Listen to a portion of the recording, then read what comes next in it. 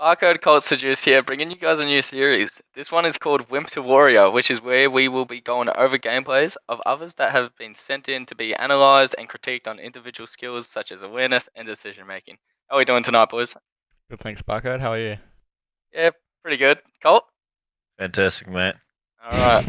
We're a bit tired as it's 10 past 2 in the morning. Well, 3 a.m. for you, Barcode. Yeah, All good. it's fine. This is what we do for the community. Nothing else to do. Tonight, or this morning, we will be dissecting Louqas's gameplay with what he thought was a weak Regret Slayer and later on a strong Plaza Slayer. So, how about, is there anything that we want to go over before we start the VOD? Yeah, as you said, this series is called Wimp to Warrior, so we're turning the Wimps of ANZ hopefully into some warriors. Yeah, so it's going to be super nitpicky. We've already gone over this film, so then we can not waste time trying to analyze the situation, but already have like points to talk about. But we do want to. Just mostly about individual skill, really, isn't it? Yeah, exactly. The other series was like more fundamentals and what to do on the map. How to play the maps. Yeah, this is more like focused on just one person and what he can be doing better. And that's the thing, like it's going to be super nitpicky because of the fact that we're dissecting one person's mistakes constantly. But I do want to make sure that we have emphasis on positive reinforcement as well. So if you see anything good, like we will try to acknowledge it as well. Yeah, and also like as brutal as some things may sound, this is for the betterment of the people that we're going over. Like we're being brutal to these people. We be brutal on ourselves. It's just if you don't have tough skin, it's going to be hard out there for you. You need to be able to take criticism. So basically, Louqas, good luck. Yeah, so that's a full disclaimer right there. Like, not just Louqas, but like anyone else, if we analyze anyone else's gameplay, like you can't get butthurt over the mistakes we're calling you out on. Our discussion is intended to be valuable for you. So as long as you take the information we're giving you and see the positive in it, and we're not going to like be assholes in this video. We're going to like talk about your mistake, but yeah, if you're like, you got to grow thick skin, because if you ever get into a situation where you join a team, you should be able to take that feedback and have that ability to learn. Just get defensive over everything, like, no, I'm doing this right, like, but it's not my fault. Like, you're not going to be learning or getting better. You're just trying to push the blame onto other stuff instead of yourself. Yeah. Or make it constructive as possible. So. Yeah, exactly. And that's like a side note, actually. When you do join a team and someone tries to tell you your mistakes, like, sometimes you feel like they're not worthy enough, to give you that feedback. Like but sort of instead of getting into a heated argument, just take what they said. Whether you like utilize it or not is up to you. But yeah, hopefully, like the biggest thing here is we're trying to give you the tools to be able to do it yourself. We were talking about it before. This is, I hate to use the word privilege, but this is a privilege for you guys to be able to see how we analyze films, whether it's our point of views or someone else's. So yeah, we're giving you the tools to be able to go do it yourself, so you can polish it. Because this helpful content probably won't be around. The reason why I call it a privilege is because when big tournaments like Worlds and high stake prize pools are up for grabs, when the new Halo title launches, you're probably not going to get this. But it's recorded on film here. Everything that happens in Halo 5 or any other Halo game fundamentally, like you can transfer it. So this is still like a pinnacle to refer to even in a new game. But yeah, I'm just saying like you guys probably won't get something like this, especially at the start of the game when everyone's trying to battle for like the skill gap. Alright, without further ado. Yeah, we'll get into it. But yeah, so wait, one more thing. Wimp to Warrior, like this is going to be focused on one individual, so Louqas is featured this time. We're going over 2 maps like Barcode said. It's going to be like general awareness, mechanics, so like his thrust, his sprint, like places where he could spring jump and do, make more of his situation. Nades, pre-nades, reticle placement, positioning, like all of that sort of stuff. So if you combine the two that we're talking about, which is individual skill in Wimp to Warrior and then fundamentals, like how to play as a good, valuable teammate in Unbearable to Bearable, like you should be decent by the end of it. As long as you utilize the information, which that's the last thing I'm going to touch on. The people who take this seriously and really study this are going to be the ones that see results. The ones that feel like they already know what they're doing and the information given is simple, because it is simple, but if you focus hard on the basics, you'll see results, where people who just like write it off and give it one watch and then don't think about it the next time they play, don't put any emphasis on trying to get better by, referring to this, that's up to them. We really don't care, so... yeah, we're just trying to... we'll see how the ANZ community evolves Shapes in the next up. few months. Yeah. Yeah. Alright, so we'll get into this. Damn. Damn. Here we go. First off, yeah, I'm gonna make sure that I pause it. Like, it's gonna be like the last series where we're not just gonna run it through and then talk about the situation that happened 15 seconds ago. It's gonna be analyzed and broken down play by play almost. So in this situation here, there was a point that I wanted to talk about, which is if your goal isn't to run and grab the OV for the burn, then you should be playing a wide angle, knowing that you have to be shooting these guys that are relevant to grabbing it. You've got to stop them from burning it. So Louqas in this situation doesn't go wide. He goes into the way where he's going to get naded, and it results in him trying to get away. So he's not even looking at overshield at this point. He's one shot and he's kind of trying to get away rather than shooting Dave right here or Slays. But that's a thing as well. He can be doing those things while running away. He can be looking towards overshield. These small little things. He could be shooting this guy Dave or even like Slazy there. Yeah. And still moving towards that jump up to top mid. That's a good point, Barcode. It makes me think of like keywords that we need to bring into this like series and episode. So that situation here is multitasking. Like you need to be getting away, going towards cover. At the same time, your job in this situation was to stop this overshield or to assist in helping your teammate get it. Alright, yeah.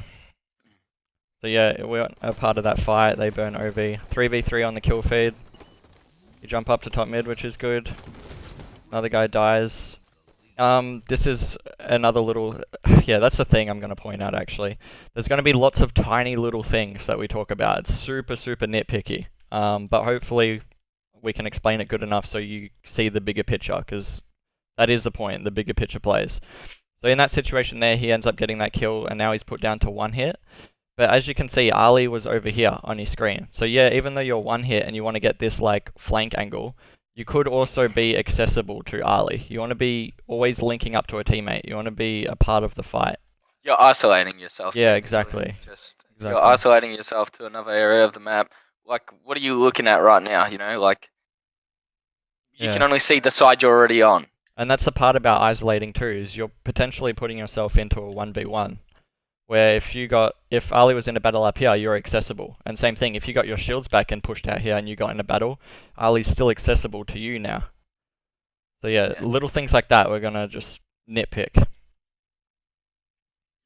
To jump up to top mid, Ali dies because you weren't here meat shielding for him. You weren't absorbing the damage. A perfect example of if you were just sitting there, you just jump out, thrust out. He's gonna be focused on Ali. Yep. Ali can also even help you. Yeah. And that's the thing, don't commit to it either, just like test the waters. If you're weak and Slazy is shooting Ali, then just like quickly peek it. You don't have to thrust in, because if he switches his attention onto you, his focus onto you, then that's where the bait and switch happens again. You milk, you like get cover, and then Ali should hopefully be in a position to react and help in that situation. Yeah. So yeah, hopefully you can see the bigger picture there of just the positioning. You being accessible to help makes Ali also accessible to help you. Kind of like that saying, like, you scratch my back, I scratch yours. You want to have that like mindset with teammates. Yeah. You got the kill. You go to top mid to try look for spawners, which is good. And right here, we noticed this was a mistake. Ooh. You're in a really good position right now. You're top middle, and you know where they're going to be spawning, and you get shots on that guy. And we'll just play it out, like slowly. We'll see what you do. You try push over there.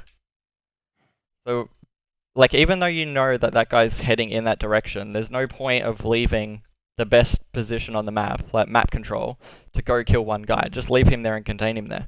Well, and also you've got your teammates on that, like, already on that case, as you can see. He's stacking the angle with 2 other people here. Like, this isn't your job. Your job is to try help contain and have another angle to hold down that guy. And you can still collapse, but when the timing is right. So you'd want to see your teammates go in deep before you get off a good angle like this and collapse. Also, that's another big thing as well. Like what you guys were just saying, stacking an angle. People like really don't know when to get another angle from their teammates or when to stick it together. There's a time and place when to do it. Yeah. Like, and this is definitely not a time to do it. Definitely not a time to do it. Yeah, and the reason is, like, the cues that tell you that is Barcode's not getting pressured at all, so he doesn't need your help. So whenever you're going to stack an angle, like, there's a trigger that will help you decide that, and that's the fact that if Barcode's weak in this situation, then you know that they're probably going to be pushing him. So that's when it's a good idea to stack the angle, because you know that, like, they're actually heading in that direction to kill Barcode.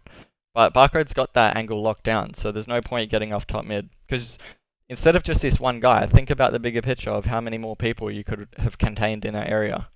This guy here shooting you, which will play it out, ends up killing you, because of the fact that you're exposed. You could have played that up here and multitasked him, you know, and you can even get this angle over here. Yeah. Anyway, so yeah, you die there because you just abandoned your position without really having a need to. So 2 dead on the kill feed. Just gonna keep making that a habit. So here's another thing, is Jake mentioned this on Truth, like the lanes. So car lane, top mid lane, pink lane. So you can still have mid-map control without being top mid. Like, you can instead, like, let them go top mid and you have the advantage by being ready for that. So you could have come up to top car right there rather than getting this top mid angle. But you're connecting with Ali in this situation, so yeah, what was that? Yeah. I was going to say, like, what I would honestly do as well is just try get that wide angle on blue car, because, like, I get full exposure of, because I can see Ali's tag is yellow, and so can Luke here, you know, that's why he's reconnecting with him. So I feel if maybe Louqas went over there, he would have gotten a clearer shot on Fraser while sitting on car, like blue car, because Fraser's exposed from that position.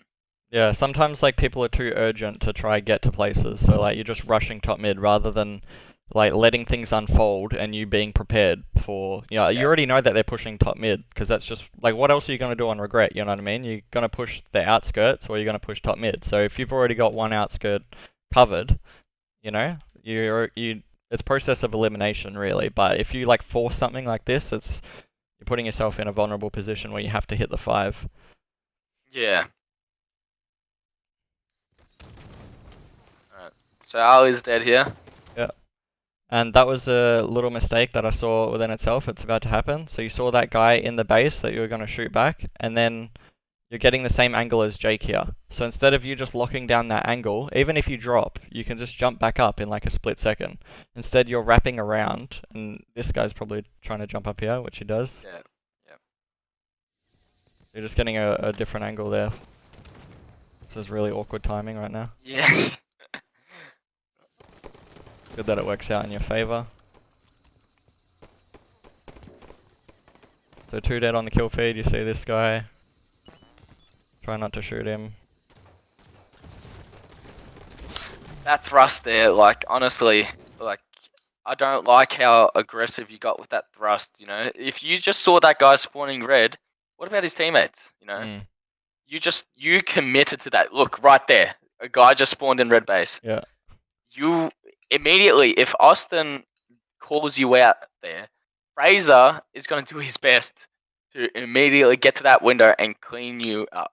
Yeah, so I think that comes down to map awareness, like knowing that you kind of have to angle off this window area because you're not 100% sure if there could be a guy spawning there. So if you're going to chase this kill, you don't have to be like on him, you know what I mean? You don't have to thrust towards him like Barcode's saying, you're committing to the chase.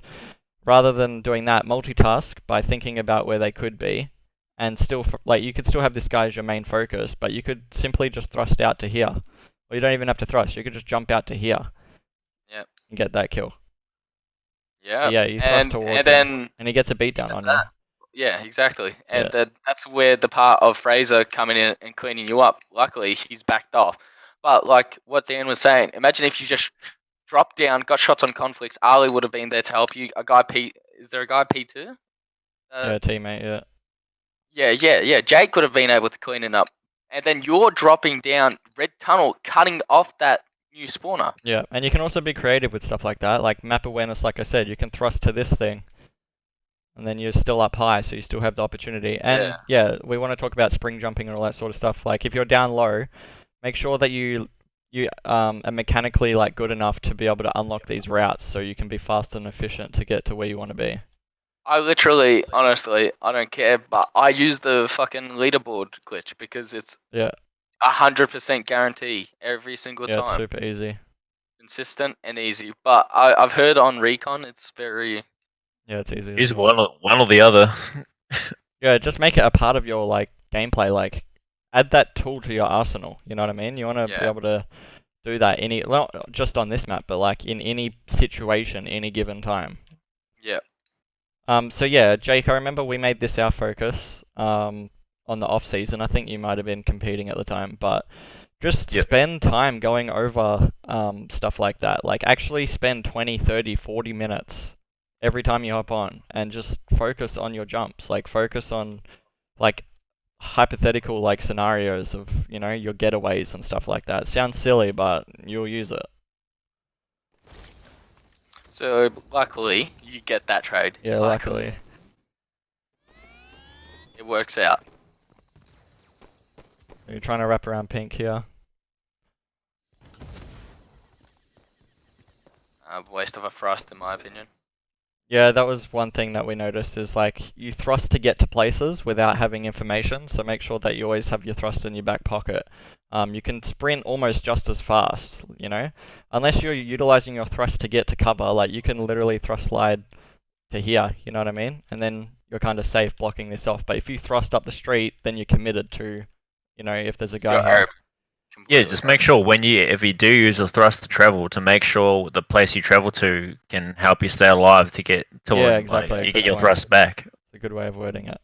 I'm just going to rewind and replay this because even pushing here, you'll hear shots. It's because I was not playing it at normal speed. So you can hear shots now. Ready? There you go. So you know that battle's happening over there. You look cross map, which is really good. But you definitely heard more shots in that situation. So I would still be trying to help these guys. Same thing I said before, scratch their back and they'll scratch yours. The faster that you're able to help these guys, the faster they're able to help you, just in case there's a guy like this or a guy top pink that you could angle off as you're shooting. Yeah, well, like another big giveaway there, like it wouldn't even have to be sound. You can see at the edge of the screen, yellow tags. Yeah. Your teammates are shooting at something, you know? Like if that was me, I'd automatically just sort of pivot for a second or a few seconds to see if they're fine. 100%. There's so many different types of awareness, and this is definitely like time. Even just the awareness of the scoreboard, you can even press the scoreboard. Like understand how many are alive, and Alex said about tags, it's like your peripheral awareness as well. They're your signs on where to go and what to do. You know. Yeah. And even where to look. That's literally your like signage. So you don't have to commit to one thing either. Like you're committed at pink over here, and like I said, there was still shooting going on at the same time. So you could just cut across the map. You could leave this pink lane and become helpful over here.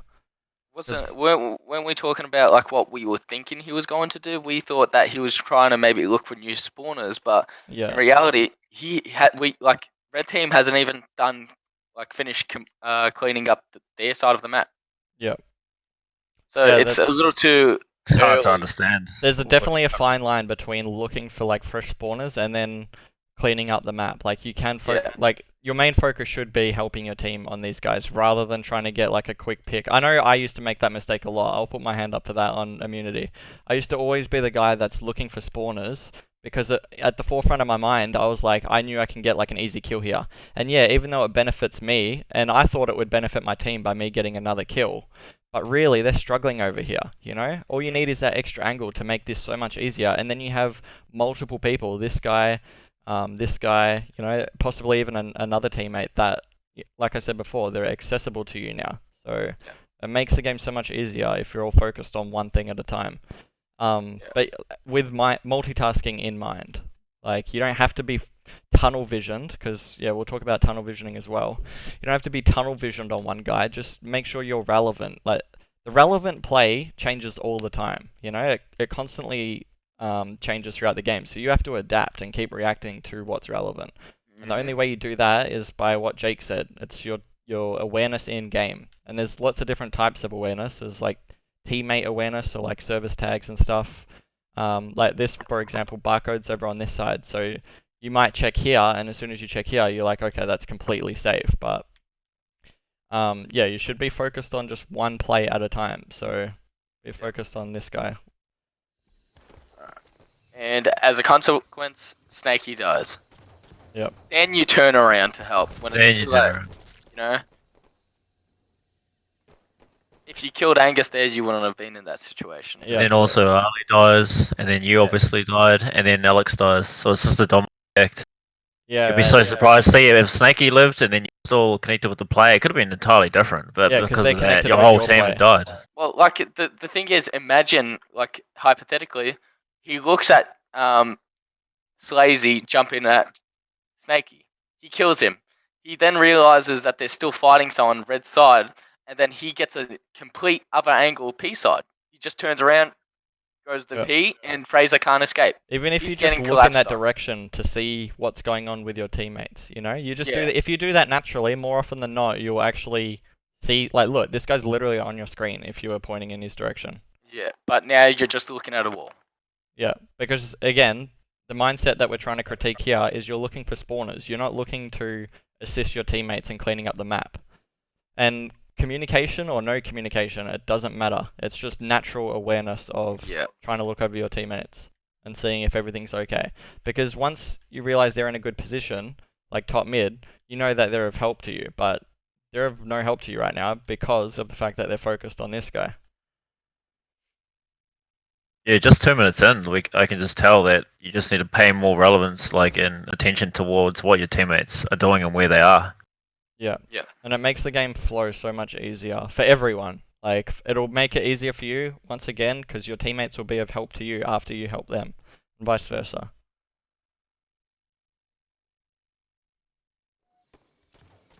Your teammates are 2 dead at the moment as well.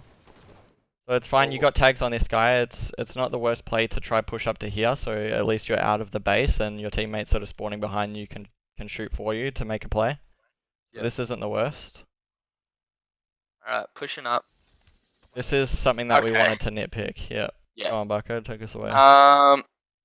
Basically, you knew there was a guy up top mid because he was just shooting you before, but you did not pay any single attention. You see him, Dave, right there. Yeah, but he wouldn't have seen that on first pop, but I don't think he would have either. Really? Hang on. He definitely got tags, and he thought it was that guy. Yeah. Yeah, but he's still looking at his reticule. Like, there's a time when you're shooting and you're looking at your reticule. Yeah, but I can understand it. You can still see him. I don't know. Yeah, that's the thing, though. It's just the reaction times as well. Like, if you miss info like that at a high-level game, that could be game-changing. So yeah, but okay, actually, let's just change that up. He doesn't see him, right? But I'd still look to my right. Yep, you're right. So he's focused on this guy. Here's one thing. Like, just referring back to our other series, look at your radar. You've got a guy behind you, and you've got a guy over here to your left. And not to mention the service tag. Like, even if you're not looking at your radar, you can tell that there's a guy over to your left. Even just areas of danger, we talked about that a little bit on Truth. Like, this is an area of danger. Like, you either, when you come out the window, you can see top mid, and if you can't see anybody, then obviously the next person will probably be anybody pink side as well. Yeah. Since you know somebody's car side. So those are your 2 areas of danger, especially when you're coming out the door. But yeah, like they said, you should be sweeping right. And I think that's probably your biggest issue here, Luke, is you're very tunnel visioned on one guy when you can do a lot of things while still having that guy, like, at the back of your mind, knowing that that guy is the guy that you can possibly kill the most, like, you're most likely to kill him. You got to be worried about stuff like this. So if you're ever jumping top mid, like Jake's saying, you're in an area of danger. So you should know for a fact to look over and clear this side out because you're not safe here. Like, if you stand a little bit back, like if you get real nerdy and stand here, then you can give yourself a second to just look around, but you should be looking here, and we'll see what you do. See how like you're completely out in the open? Like you could be getting shot from pink side right now. Yeah. I also want to say, if Snakey wasn't there, Luke was completely oblivious to the guy crouching underneath that wall. So let's like, if he pushes out a few more steps, he's getting backsmacked if Snakey isn't there to save him. Yeah. So, and there's another mistake coming up here. So well, a shot goes off, but you're full shield in this situation, and you don't make it count for anything, because look what you do. You jump back around and get a different angle. Even though you have a teammate over here, which you could be helping as well right now, you're too busy getting another angle when you're full shields. I would only do something like that if I'm really weak, you know? But your mindset should be to suppress the enemy off top mid. Where like you've given them full top mid control now. Look, this guy's up here, he's shooting your teammate, and you're not accessible. So you got full shields, you got to make it count. And then see how long that took? Like, Yeah. I explained it in the last series, the last couple of episodes. You got to shave time off the clock. So if you want to drop, if you're weak, that's fine. You can literally jump back up in half a second. Where like you took like another couple seconds wrapping around, and now your teammate's dead by the time you even... Like, you're going to be playing the cleanup game rather than the quick bait and switch game.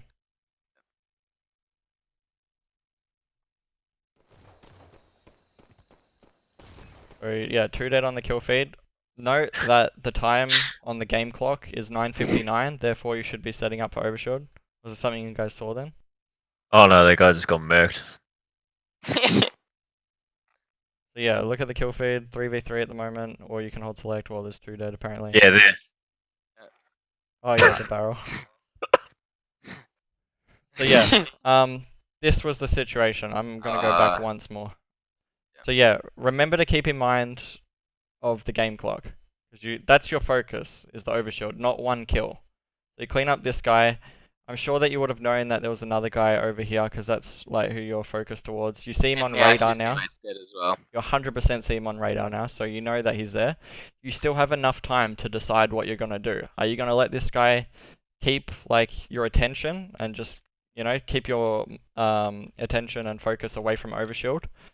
Or are you just going to make him not irrelevant because you're almost setting him up? You're going to, like, a thing that you could have done is just drop down here. We'll see what you do. You go car 3, and you're focused on this guy because you're kind of chasing him around. When like that whole time, if you're focused on overshield, horse with blinders on, you could have dropped here, and then 1, you would have been shooting that guy, and 2, watch where Slazy goes. Slazy's focused on the overshield, like I just said, and you're focused on him. So Slazy gets an angle on the overshield, which ends up killing Barcode, and you weren't in position to try help the overshield, where he would have came to you naturally because he's focused on getting the power up. But you weren't focused on the power up, you were focused on just one guy. Yep. And now you get PP, which is like a decent result. You end up cleaning Slazy up. But as a result, I'm dead and I've just been Irvy. Yeah, and so we should talk about the importance of power-ups as well, because instead of just killing one guy and getting 1 kill, you could have helped your team get the overshield, which could have resulted in a lot more kills. Like, even if the overshield gets like 3 kills, it could result your team in 10 plus kills because of the control that it gets you. You know, like if the overshield's pushing in and you have free range of the map, like free roam of the map, you know, it's a domino effect.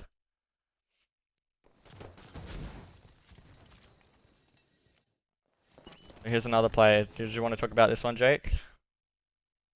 Remember he I think he rewound it. Yeah, I know. Rewound it again. Oh yeah. Yeah, gets a late angle on OV. 2 dead on the kill feed. Sees the 3rd guy. Knows they're shooting over there. Sees the nade right there. So now that's all 4 people tracked. 2 are dead. That other guy was on the opposite side, and the 4th guy was down low. So yeah, just before like he needs to try and understand where his team is. Yeah. Well, I would just naturally try and get up to top mid. You have a PP. Yeah, definitely. 1, you have a PP, which means like if you're up high with a PP, like if you get up to here, these people are going to be pushing out. You know what I mean? And you're in a really good spot. And it comes down to how fast and efficient you are again. Like how fast you do things. You need to be of use like ASAP. You need to be pressuring them. Being low with a PP, because we'll show you what you do here. You see that grenade? Yeah. And then you just go tunnel mode, like tunnel vision mode is what I mean, not just because you're in a tunnel, but you're tunnel visioning that one guy and you're trying to get an angle. And now you see 2 of them, alright? So now, let's see what you do now. Well, the big See 2 mistake of in them? this play Wait, is the fact that you're not up top means these guys are going to get up top and be Up. of annoyance to your teammates. Yeah. And guess where you are? Completely irrelevant. Bottom of the map. You should understand that obviously your teammate just died as well trying to play for Overshield, so obviously they'll have numbers and they'll still be together from the play before. So and like I said, you had information on where all 4 are, and you can be setting up for new spawners, like getting map control. That's the biggest thing on Regret, dude. It's a circle. Like, there's literally 2 spawns if you think about it. They can spawn down there and down in pink, but if you're going to play a clean Regret game, you're going to know exactly where they're going to spawn. So you knew... which is why this map is so... It's simple. It's simple as long as you play like good positions correctly. You know what I mean? If you're down low, your teammates are going to get killed. Yep. And let's see what happens as a result of you just sitting down here. You saw 2 of them, you try to kill one. You're lucky that Brett doesn't even clean you up there. But Fraser turns around and just kills you regardless. So what did you do there? You got 1 pick, but like, what, you know? Here's another situation that's coming up. So you just saw 2 dead on the kill feed. I hope everyone's paying good attention to that. It's literally, you have to have that discipline in game. You need to be working with all the information you're given at all times. I'm going to keep repeating the same things because people don't utilize this information. It's what assists you in making a good decision. So I'm going to play it through one more time for anyone who's not paying attention. You die, you come off spawn, you can look for teammates. I'll get rid of the outlines. You know how to connect to these guys. You need to get to them as fast as possible. But watch what happens. Barcode's dead, Snakey's dead. There's 2 dead on the kill feed, and watch what you do. You thrust slide. Oh, yeah. So whenever you're 2 dead, you shouldn't be using your thrust in situations like this, first of all. 1, because you're committing to an area. You're playing for a cleanup, because watch, you end up getting a kill here. You play for that cleanup, and that's like, it's fine that you get rewarded in that situation with getting a kill. But you should be setting up for the next play, because that's just going to be a quick trade, and then they've got full map control. When you could have made a better play, played really sneaky, and then possibly earned a pick because of how sneaky you're playing. Like, you have to be super unpredictable, that's the thing. You have to be really creative when you're doing things like that. Because I bet you I'll see people in the future who will literally just sit in the most obvious spots, like they'll sit up here, you know what I mean? And then this guy's just going to walk around the corner. Not always the worst thing if you know you're setting up for a 3-shot beatdown or whatever, but even though you're down numbers, you have to try to pretend like you're in control without playing like crazy fast, you know what I mean? You're committing in this sense, where in what I'm talking about, you're not committing. Like, even if you sat on the bridge and you got shot, like let's say you get spotted. You can run away. Yeah, you run away, and they're either going to chase you and you're bringing them off map control, which makes it easier for your future spawners to just quickly get map control again. Yeah, so you get in that situation. Yeah. And so yeah, 3v3 on the kill feed. Keep working with that information. You kill this guy. So now it's 3v2. You guys have numbers. And that guy on the radar right there. Give you the exact moment. So clean this guy up, 3v2. Radar, right now. So this is where you get a little bit confused on what to do. So when you saw him on radar as well, I'm going to go back once more just so like he's actually on the radar. Yeah.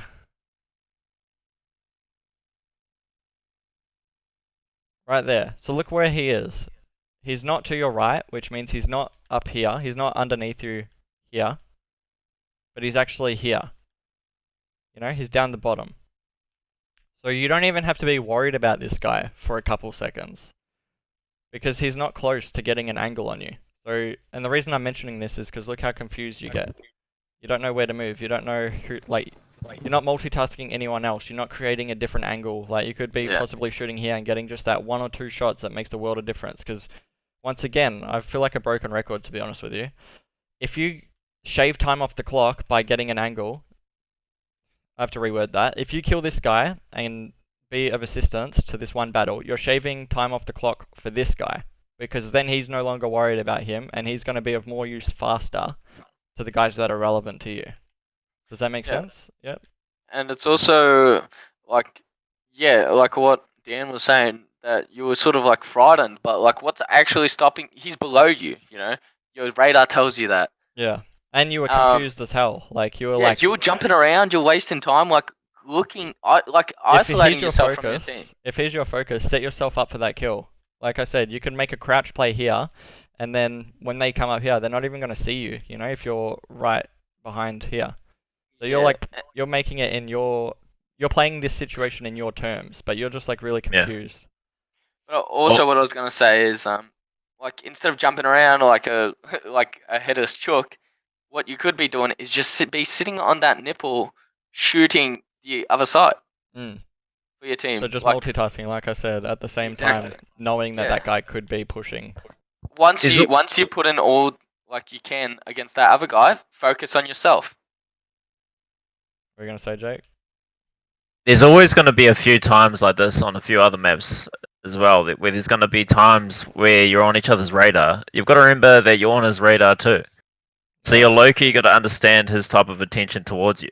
So he might come up more carefully, so he might walk, and because assuming that you might be having your ridicule ready for him. So you got to understand things like that too. So you might have more time than you think you do, which is obviously pairs back up to you. What you guys are saying. But you have time to look across the map and stuff like that. But then you just forget about those guys. Well, you saw one on radar, but you should be worried about that now. Yeah. So you basically were worrying about it when you didn't need to worry about it, and now you're just like, oh, fuck it, whatever. They're not coming up. You got to be decisive in what you're trying to do. And now they're going to punish you for it. At least I'd hope so. Yeah, but Jake mentioned a really good point there. You do have to be decisive. I met Ola just had an interview about it. I watched that. Everyone should watch that interview too. It's a really good interview. But yeah, be decisive. Don't hesitate. Whenever you hesitate, like you're most likely gonna die, because they're gonna be playing with confidence. They're gonna just be coming out like naturally looking. If you hesitate, you put yourself in a bad position. Try to get as much damage as before you die.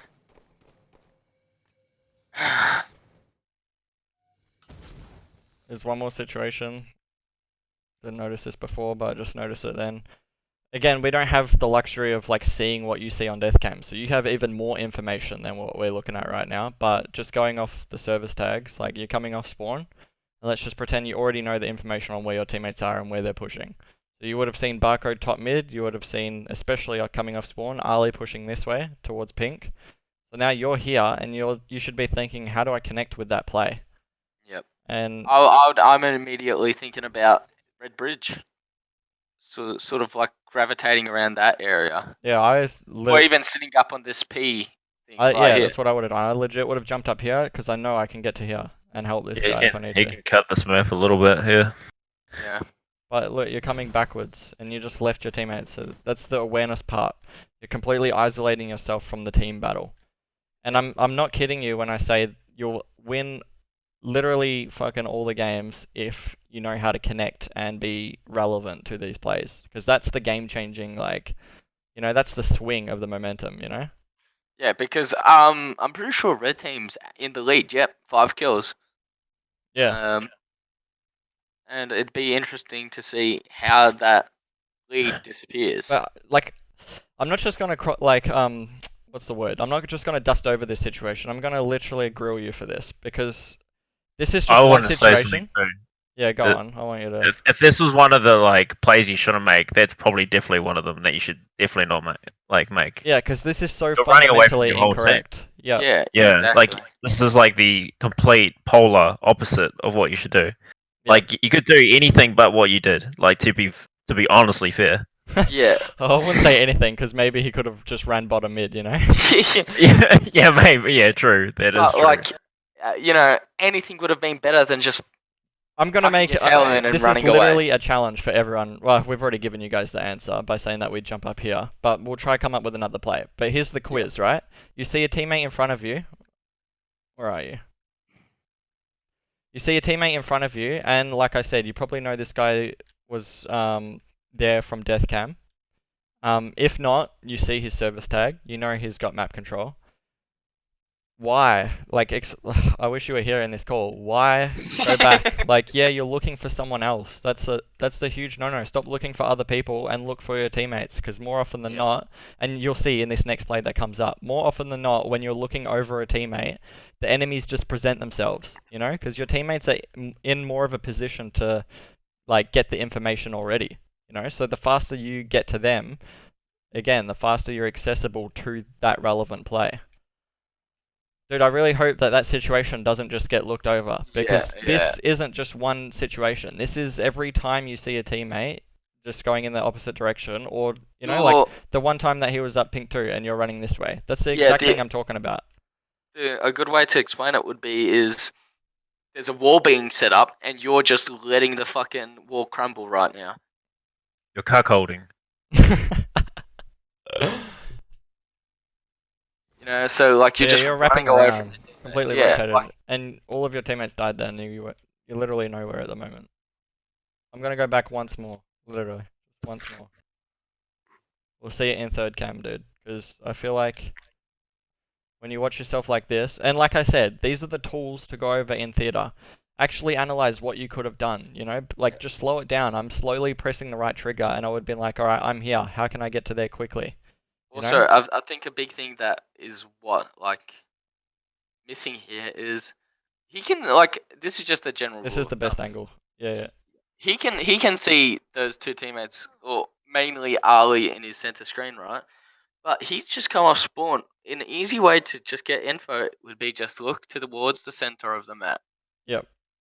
And that's another point. It's like, but that's like not an excuse, even because like he knows. Like honestly, if he comes off spawn, he knows where we are.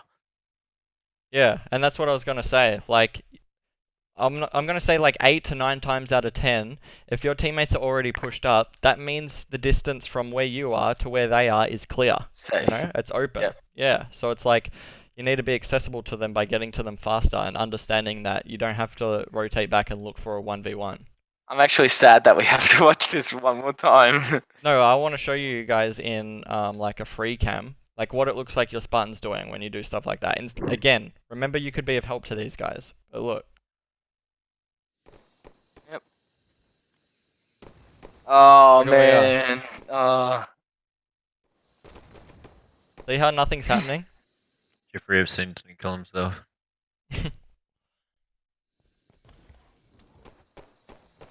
So yeah, that was the situation I was talking about just then as well. More often than not, when you're looking over a teammate, so watch right here. Ready? Your teammate's getting shot, and you know this, so you're looking over him to be of assistance. And look, that guy's focused on him now. So he's literally feeding you a free kill.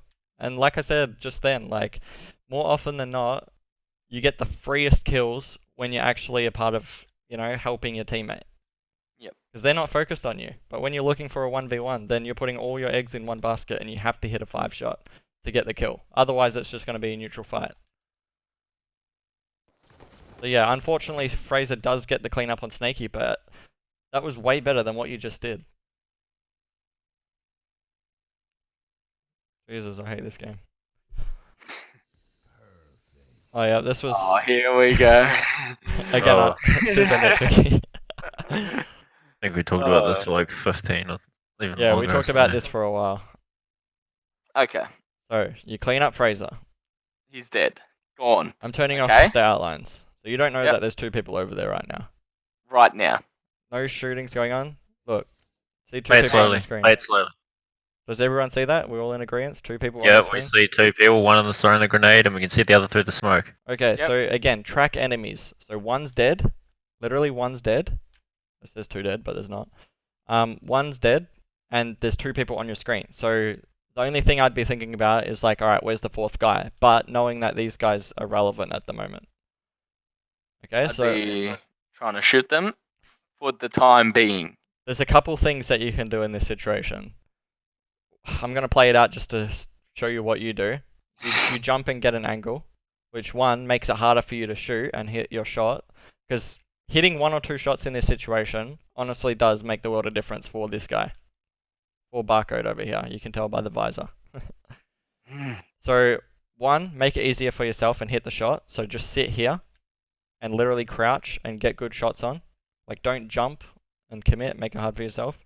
Or two, like I said before, track how many enemies you've seen in this situation. That's one, he's dead, that's 3v3, and you see two, literally jumping out. Yeah. So, yeah, do you want to talk about this that we were talking about?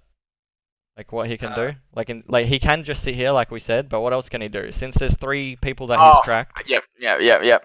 Okay, so basically, what I would do in this situation, and what I think would be a good idea, is even though, like, I don't know where this 4 spawner is, my focus is to helping my team get out of the base. So basically, what I do. And look at where they are, so you already know what they're looking at, what they're going to be shooting towards. They're going to be obviously trying to fight them, you know. So what I would do here is push top mid, cut, and we've said cut before on Truth Flag, was it on our unbearable to bearable? Yeah. And basically by cutting, you're getting control of top mid, but you're also getting a better angle for your teammates. So you're going to be helping them, and that's 2 easy kills for you right there. Yep, and like, the situation is presenting itself. Like, yeah, you have the even info. A cut could be on that bridge. Like that bridge, honestly, you jump there, you get a few shots off, you can drop down bottom mid, milk your life, just play around there, but you're still helping your team.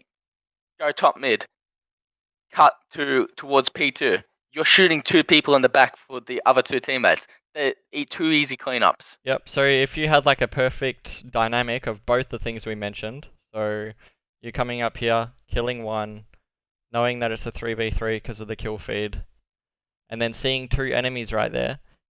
Again, do the first thing, don't jump, you're literally in a perfect situation to hit your shot right now if you just drag your aimer over. And even if you just sat there. Yeah, if you don't move and make it easy for yourself and get an angle.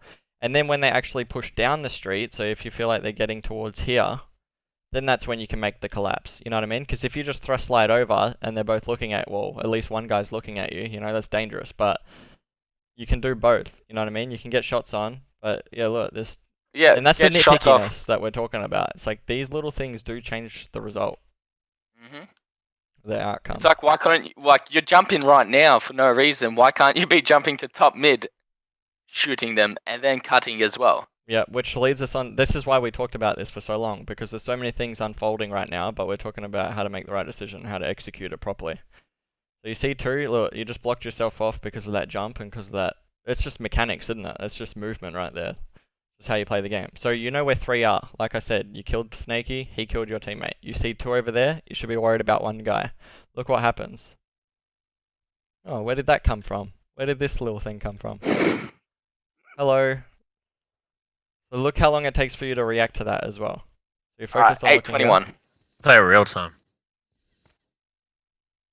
You're looking for him now. And because you're unprepared, look, he's got the first 3 shots. I will play it real time because it does look nice and smooth. That took 3-4 seconds, and you only noticed him because he started shooting at you. Yep, there's the nade. Instantly I would have looked, and then he wouldn't have got the first 3 shots. Watch how many... Look, watch how fast he gets those 2 to 3 shots on you. Look, you're not winning that battle now. Bang, bang, bang. And he just made you use your thrust, which is a small thing, but he gets those first 3 shots, and then he gets you down to 1 shot, and you use that thrust, you're not winning the fight at all. Yeah, and that's the thing I was talking about with the 0.1 second reaction time. Like, you need to be so fast. Like, 1, have map awareness, know that this is your cover. So you could even angle him off, you know what I mean? If you see that nade, you could use that. But 2, have reticle placement to look over there instantly. So as soon as you see this nade, boom, instantly look. These guys aren't your worry right now.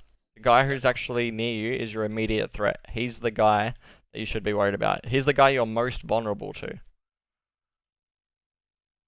Yeah. And, like, I know what people would be saying right now about, like, what we were saying about cutting top mid. But he's going to shoot me in the back, man. But the thing with that is... Yeah, learn how to adapt to that. Yeah, learn how to adapt to getting shot in the back. You can move around. There's a podium top mid as well. You know, you could literally be quick enough so that he can he can get you 1 shot, but that won't matter because you're gonna be around. You're gonna angle yourself like near the bridge, if that makes sense. If you're thrust sliding past top mid towards the P side, you can angle yourself off even if he gets 4 shots on you. You're still going to be able to help your teammates, if that makes sense. So, like, honestly, this guy, you can make him so fucking irrelevant. Yeah, it's up to you to do the right stuff. It really comes down to the tracking. Like, he killed a guy, saw 2. He's only worried about that one guy. Where is he, Louqas? There he is. So yeah, now he has enough time, he's dead. It's like, alright, it's 8:08 on the game clock. This next play should be relevant to the overshield. So here's one mistake also look at the score. 31-26. Yeah, Still so here's one mistake leads. that a lot of ANZ players make, or just even matchmaking kids from America and stuff, is like, they set up too early for the overshield. So that when I say set up for overshield, that does not mean go bottom mid and just wait down there, because then you're stuck, you know what I mean? You should time it almost perfect. If you don't have a time on the overshield, sit around it, you know what I mean? Like, I've always hated the idea of setting up, just sort of camping around it, or I've always disliked that idea because every time it goes wrong. Yeah, setting up just means, like, don't commit to a different play. Like, you can still shoot these guys. Do not die. Yeah, know that this play is something that you have to be a part of in X amount of seconds. Yep. Okay, so basically coming off spawn, yeah. Yep, so 8:04, OB's coming up in like 15-ish seconds, so it's fine that you get top mid control here, because... Yeah, this is good. Yeah, it was really good, actually, and I tell you why, because Ali's over here. Ali's on your pink street, and instead of getting, like, you could have done this. You could have seen him on your, like, service tag over here, first cam, or death cam or whatever, and you could have literally done the same play and just, like, went over this way and just done something really weird. You're trying to create an angle here by, getting top mid. And you're reconnecting to him. Yep. And you do it with good mechanics. Literally draw a line, have a chain. I used to call it an invisible rope. Have an invisible rope that's linked from you, right here, all the way here. So that doesn't mean, like, run towards him. That means he's, like, put yourself in his shoes. What's he looking at? He's looking at 2 guys here. What can you do? You did the exact right thing. Look at what you did. And if that person dies, you cut the rope. Yep, exactly. If that guy dies and there's, like, 2 guys over there, then I would I'd give them that piece of the map. They've earned it. Yeah, well, he's dead now. Like, but I won't give him this piece. So what happens here there? I want to... Well, one, OB's coming up. Okay. Oh. Yeah, okay. I think that was a little bit nitpicky as well that we're going to talk about. Yeah, just reticle placement in this situation. So you know that there was guys over there, but I don't know, focused on something else. Just your reticle placement. I don't know. I really want to... I hate to get super picky. But no, this is the small stuff that makes fucking differences, man. Yeah, just the Spartan placement too. Like, he's lucky he's not getting shot from where else as well. There's... Yep. That was something that we did point out. Understand the areas of danger. You need to understand the areas of danger. Yeah, areas of danger is basically like where they have open angles, Like, this is an open angle. Boom. I feel like, Luke, even here. Your biggest issue is not knowing, actually, being unaware of where the enemy is and what they're looking at. Well, even if you don't know where they are, it's like what Jake's saying. Even if you don't have the information on where they are, it's the information on where the areas of danger are, meaning the angles that they could possibly have. Yep. Because you're treading to their side of the map. That's not your side. Yep. Because you are bottom red, so you should be like, alright, this side of the map is free, and then you come here, and then you don't look to your right again. You're completely oblivious to top mid and all the angles. Like, even if they're not top mid, they could be right here, getting an angle on you. And then you jump out to their side of the map. That's what Barco's trying to say. Like, you're jumping out to their side of the map, and you were just on this side, so there's no excuse. You are also lucky that Fraser did not support Dave here at all. Where is Fraser? Dave is below him, isn't he? Yeah. You are so lucky that he is not looking at his radar, seeing you shoot back at his teammate. And that's also... Yeah, because what would you do? If you're Fraser's perspective, you would, like, try jump back and create that angle, rather than jumping out at the same time. Yeah, 100%. Like, Dude, my teammate's getting shot. Like, but the fight's been going on. Like, I'm pretty sure Luke used a thruster pack as well, and like in. Yeah, he does. So Fraser has the information here as well. This is about Luke, but Fraser here. Like, this is the issue that we have. Luke, you're getting away with this because other people are almost equally unaware about their teammates. Yeah. Like, you should be 100% dead here. Yeah. Oh, and then another situation here. You're dropping while weak, and you just completely disregarded those guys you were just shooting before. Even just the way I can't remember. We've watched this, but I can't remember how he drops. But I'm pretty sure just even the way that you're dropping, I can see how you're dropping now. It's just not safe as well. Yeah, like you're gonna be in you're dropping wide, and you're gonna be in an area of danger, especially since overshield's coming up. Yep, dropping into and they'll be looking over it too. So Dave, even Slazy's nearly got an angle on you, and they'll Fraser wall. Like, yeah, just like that. Like, hug something. You need to hug something. You need to give yourself, like, time to breathe. You, like, never give yourself time to breathe. Even when you're, like, thrusting to use it, like, use thrust control. Yeah. You commit so deep. You commit so deep to, like, so many things. My issue is, like, he didn't even really need to drop here. He knows there's people blue side P. Why doesn't he just... You can angle yourself off because of how the bridge is sloped, right? You can take cover from people down low. He can honestly just stick on this bridge, get his shields back, peek Fraser, eliminate that threat, and then focus, So yeah, what I would have done in this situation is you saw that guy, you shot him. You can predict that he's pushing this way, but of course he still has like a 50-50 like opportunity to come back this way. But again, the game clock tells you that overshield's coming up, and you have enough time. Like, it's not like it's 7:48 and OV comes up in 1 second and you got to get an angle immediately. Otherwise, this would make more sense, right? Yeah. But you've actually got time to determine. Oh no, 7. Oh shit. Yeah, a little blooper there. Yeah, you've got time to determine the outcome of this situation. Literally, like the influence you have on this situation is up to you. And your influence, was just to drop and get an angle when it was still far too early. Again, look at the clock.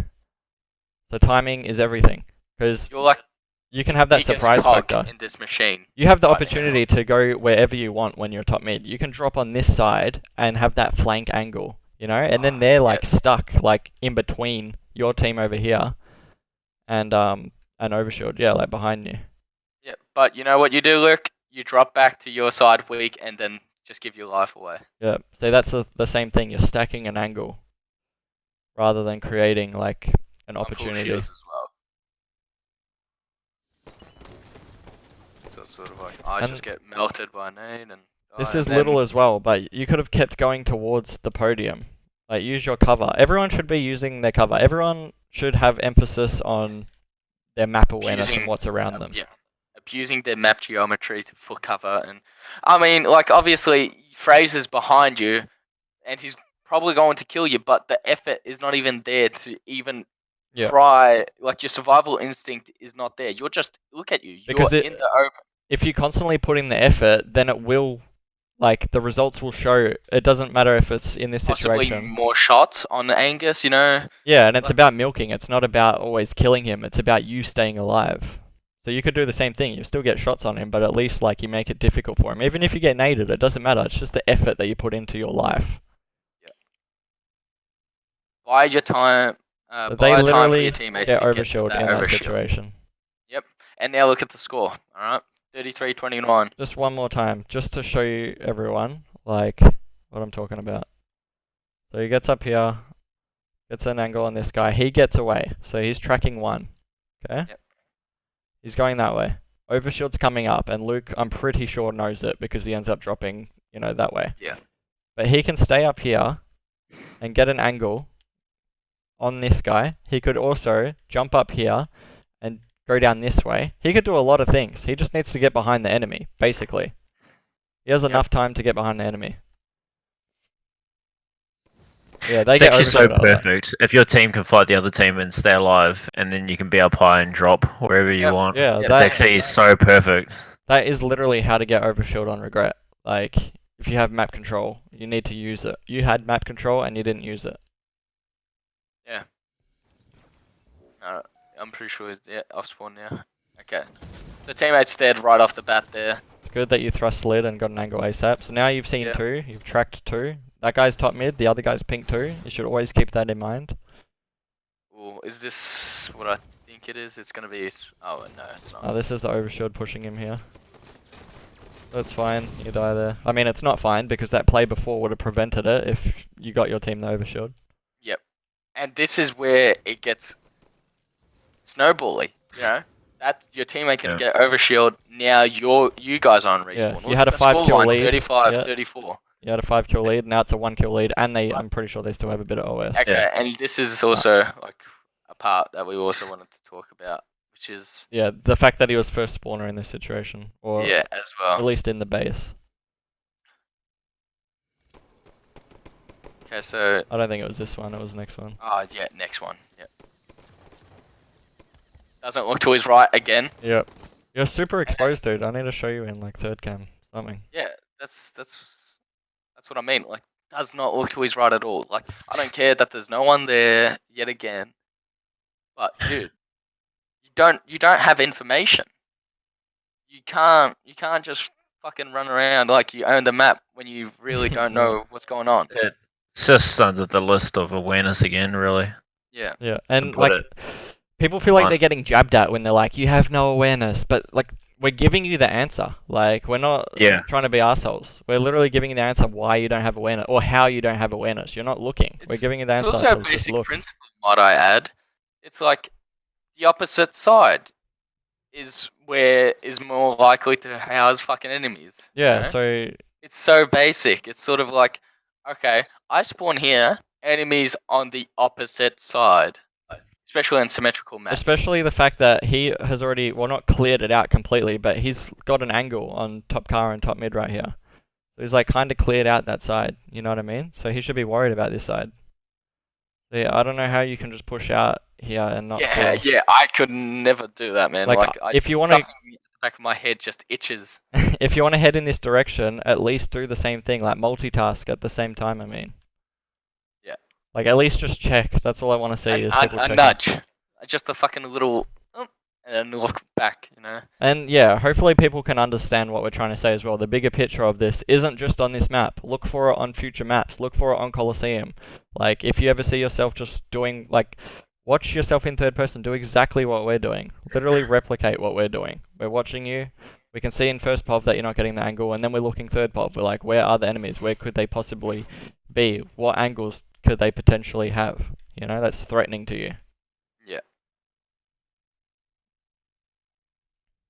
And now you also disregard that guy you were just shooting a few seconds ago. So, yep. You get away one hit, and you focus on... You look away, I understand what you're doing, but Angus here is a smart player. He knows what angle... Yeah, exactly. He's testing the waters, as we said before. He's going to be a sneaky little bastard and try get more damage on you without you getting damage on him. Show it from his pov. Ready? Watch this. He turns around immediately. You get shot in the back? Yep, you shoot him in the back once, and then look at him immediately. You just turn away, and he's got you now. Like, it's over for you. You're dead.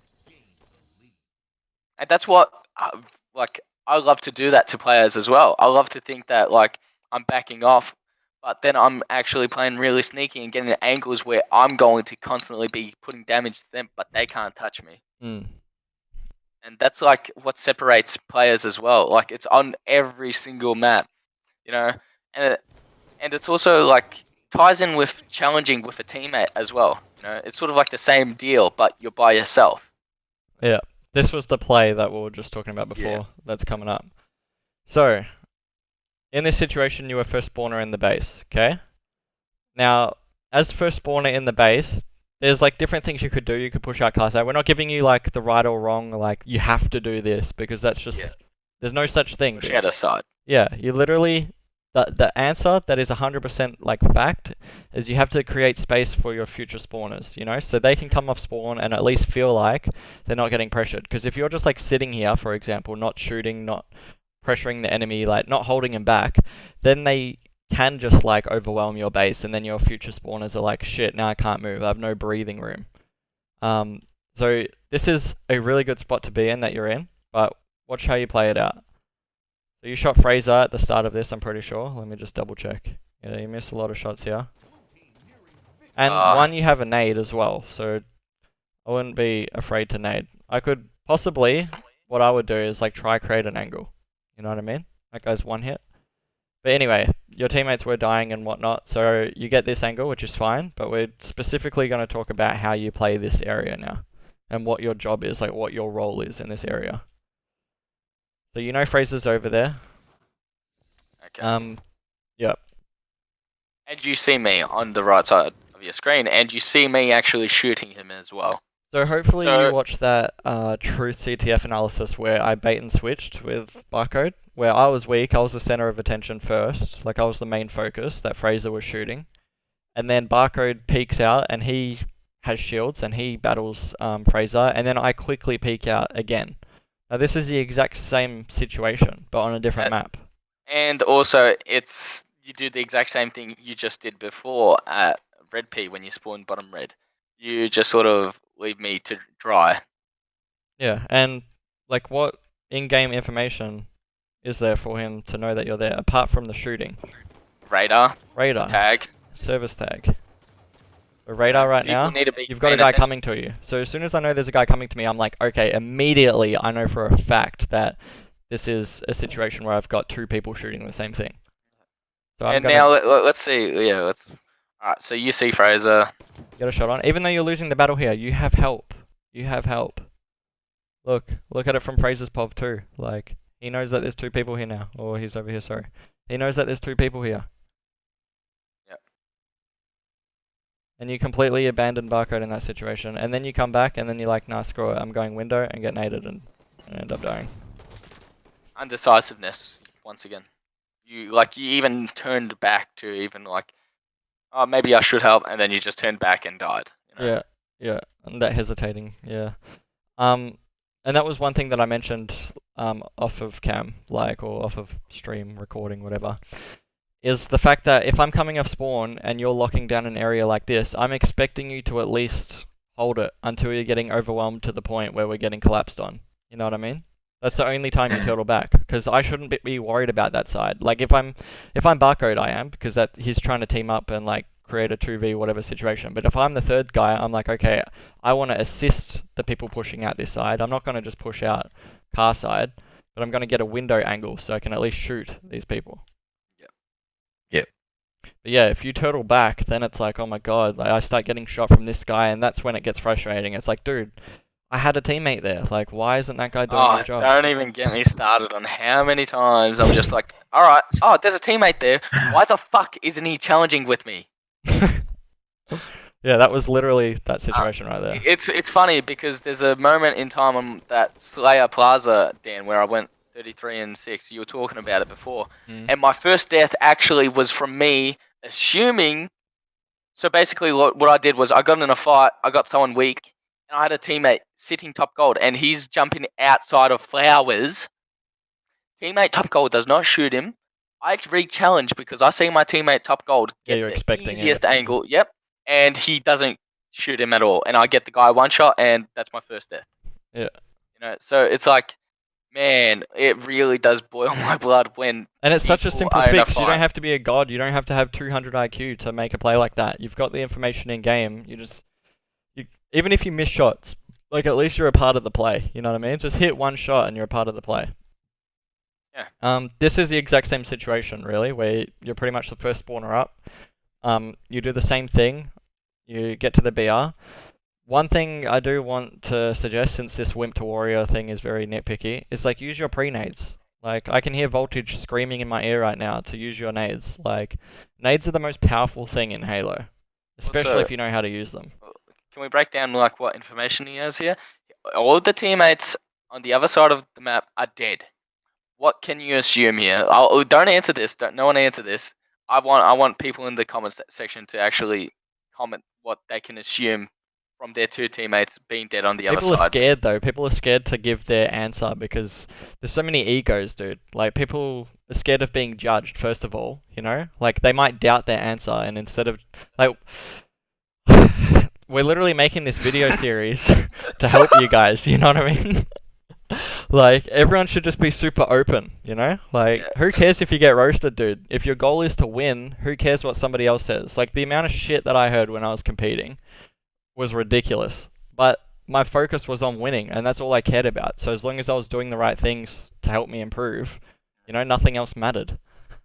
So adopt that mindset, please. I want to leave that to the people that actually watch this. Yeah. I want to see what people have to say about seeing 2 red X's on the enemy side and what the enemy team is planning on doing. And also, only people with balls will do it.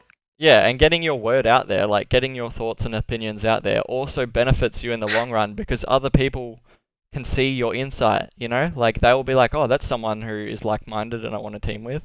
You know, everyone's just, like, super closed off and, like, I don't understand, man. That's literally a topic for another day, like, for a different series. Anyway, yeah. But yeah, so same situation. You jump up here, like Barcode said, you've got 2 teammates dead, so again, you're just locking down this side of the map until your spawners come up. Now, again, you should have pre-naded that guy. Well, you didn't know there was a guy there, but literally, if you just chucked a nade, like, just throw 1 nade just to see. Even if it didn't hit him, you know, at least, like, you've thrown it. At least it's a habit. There's 1 nade. So, also think of your grenades when you spawn as, like, ways to get information. Like, this game you have tags. Yeah, you've got markers, like other Halos, well, Halo 4 there was, but like, yeah, use them as information, like gatherers, man. Yeah. So you got shot in the back just as you started walking back right then. So yeah, you get shot here, and here's what, do you want to explain what you were talking about, Barcode? About what? Like, he turns his butt, like, completely. Oh, right, yeah. So it's like, why do you just not do the exact same thing, but look at the guy that's shooting you? Yeah, why so not? You can still get away, but at least, put damage on. Or try to, like, or even bounce a nade off. What I would do is face the guy, thrust backwards, chuck a fucking nade so it bounces directly into his path, and just shoot, you know, and get away, back off. Well, just try not to let people push you for free. So if you're letting him shoot you and walk you down, then he's obviously going to push even further for free. Like, you want to put damage, like, back onto him as well, so it doesn't make it so easy for him to just walk down there. Yep, there's not much to add on to that. That's literally the answer. Like, you just shooting him once or twice, will literally stop, like, it'll make him second guess himself. Should I push this? Will I get cleaned up? You know, if he's full shield, he's got free reign. So yeah, anyway, you'll see what mistake comes up now. So you put your ass like this, right? And you get away, which is fine, okay? You got away. But then here's what you do. Here's one thing. Look at where you are. Look at where the possible angle is. All you have to do is take a couple steps out. Literally, 2 steps to the left, 2 steps to the right. I swear. No, I'm kidding. 2 steps to the left. But you can also crouch, you know. So I was talking about, like, how, you know, earlier, just before, using the map's geometry to your advantage. Yep. Look at how it's curved. If you crouch there, you're getting the first shot on his feet. And look something so little. And where's the geometry? So little. Boom, here's a nade. Boom, dink. Yeah, I was about to say, you can count nearly on one hand how many times you could have used your utility. Like, you could use grenades, like, a few times already by now. This is like the perfect time. You're like, you know, you're weaker than him. He's gonna have more confidence in pushing you. Yeah, you can predict that he's trying to chase the kill. Yeah, exactly. Yeah, and you can flip. That's what I was gonna say. You can flip a situation on its head if you actually, you know, utilize that sort of, you know, the habits and things like that. But yeah, so this isn't even the mistake so far, right? Well, this is a different mistake, right? You could just walk out to the left, by the way, and you will know this guy's pushing you. But instead, let's watch third cam. Watch how deep you go, because at the moment, you can just take a step back and you can drop if you need to, but watch how deep you go to push out. Because you're expecting him to, for some reason, still be here, like, you know, just waiting for you. You're expecting to use that other cover there. Yeah. But he makes, like, a decent play and, like, pushes in. And look at where you are. And you're still weak, by the way. You didn't even wait that extra 0.5 seconds to get your shields recharged. Might be able to thrust away, but he'd have to miss. And you throw that nade anyway. Yeah. Yeah, he did miss. Lucky. No, and he then did. no, he Yeah, didn't. Not on the second shot. Yeah. No. But yeah, no. Even just thrusting, like you can literally see when a thrust will save you to the point where it won't. Like in every single life, nearly. That way, and like, it was just too late for you there. You were done for. And now, can we just say, look, red team just fucking lost. Oh, like, it was Yeah, that they had a quick. 5-kill lead. Yep. Yeah. So a big issue from what I saw on Regret specifically is you don't know what to do as first spawner. So this is where like we don't have all the answers in one video. Go watch Tox. Go watch Splice. Go watch any pro team. Like, literally hunt back into their bookmarks on Halo Waypoint. Try get a scrim or a tournament gameplay, something, and then just see what they do. Like, if you don't know what to do, just see, have a look for yourself on what they do as first spawner, second spawner, how do they help each other. Look for the things we mentioned in this video, but at a high level, you know, because we're pointing out mistakes and possibilities of what you could have done, but it's much better when you actually get like a visual representation of what people are doing correctly as well. That's why I watch lots of pro teams, like when I'm trying to get better as well, because I'm seeing the answer in front of me. I don't get that, but like as I move on to the next video here, like the Plaza TS game, why don't people put in that effort to replicate what's already done? I mentioned this, I know we've talked about this off stream, but I always say, literally just look at Frosty and try to do what he does. Even if you don't get the same, like even if you're not as good as him and you don't get like the same movement and execution as he does, you know, you should still realize that what he's doing is working, you know? Like, he's destroying other pros and making them look like noobs. So why would you not want to adopt the same sort of, like, you know, play style? It doesn't have to be completely, it just needs to be in a few situations at least, you know? Like, how come other people don't put that emphasis on? How come people watch, you know, gameplay for entertainment rather than trying to improve when their goal is to actually get good?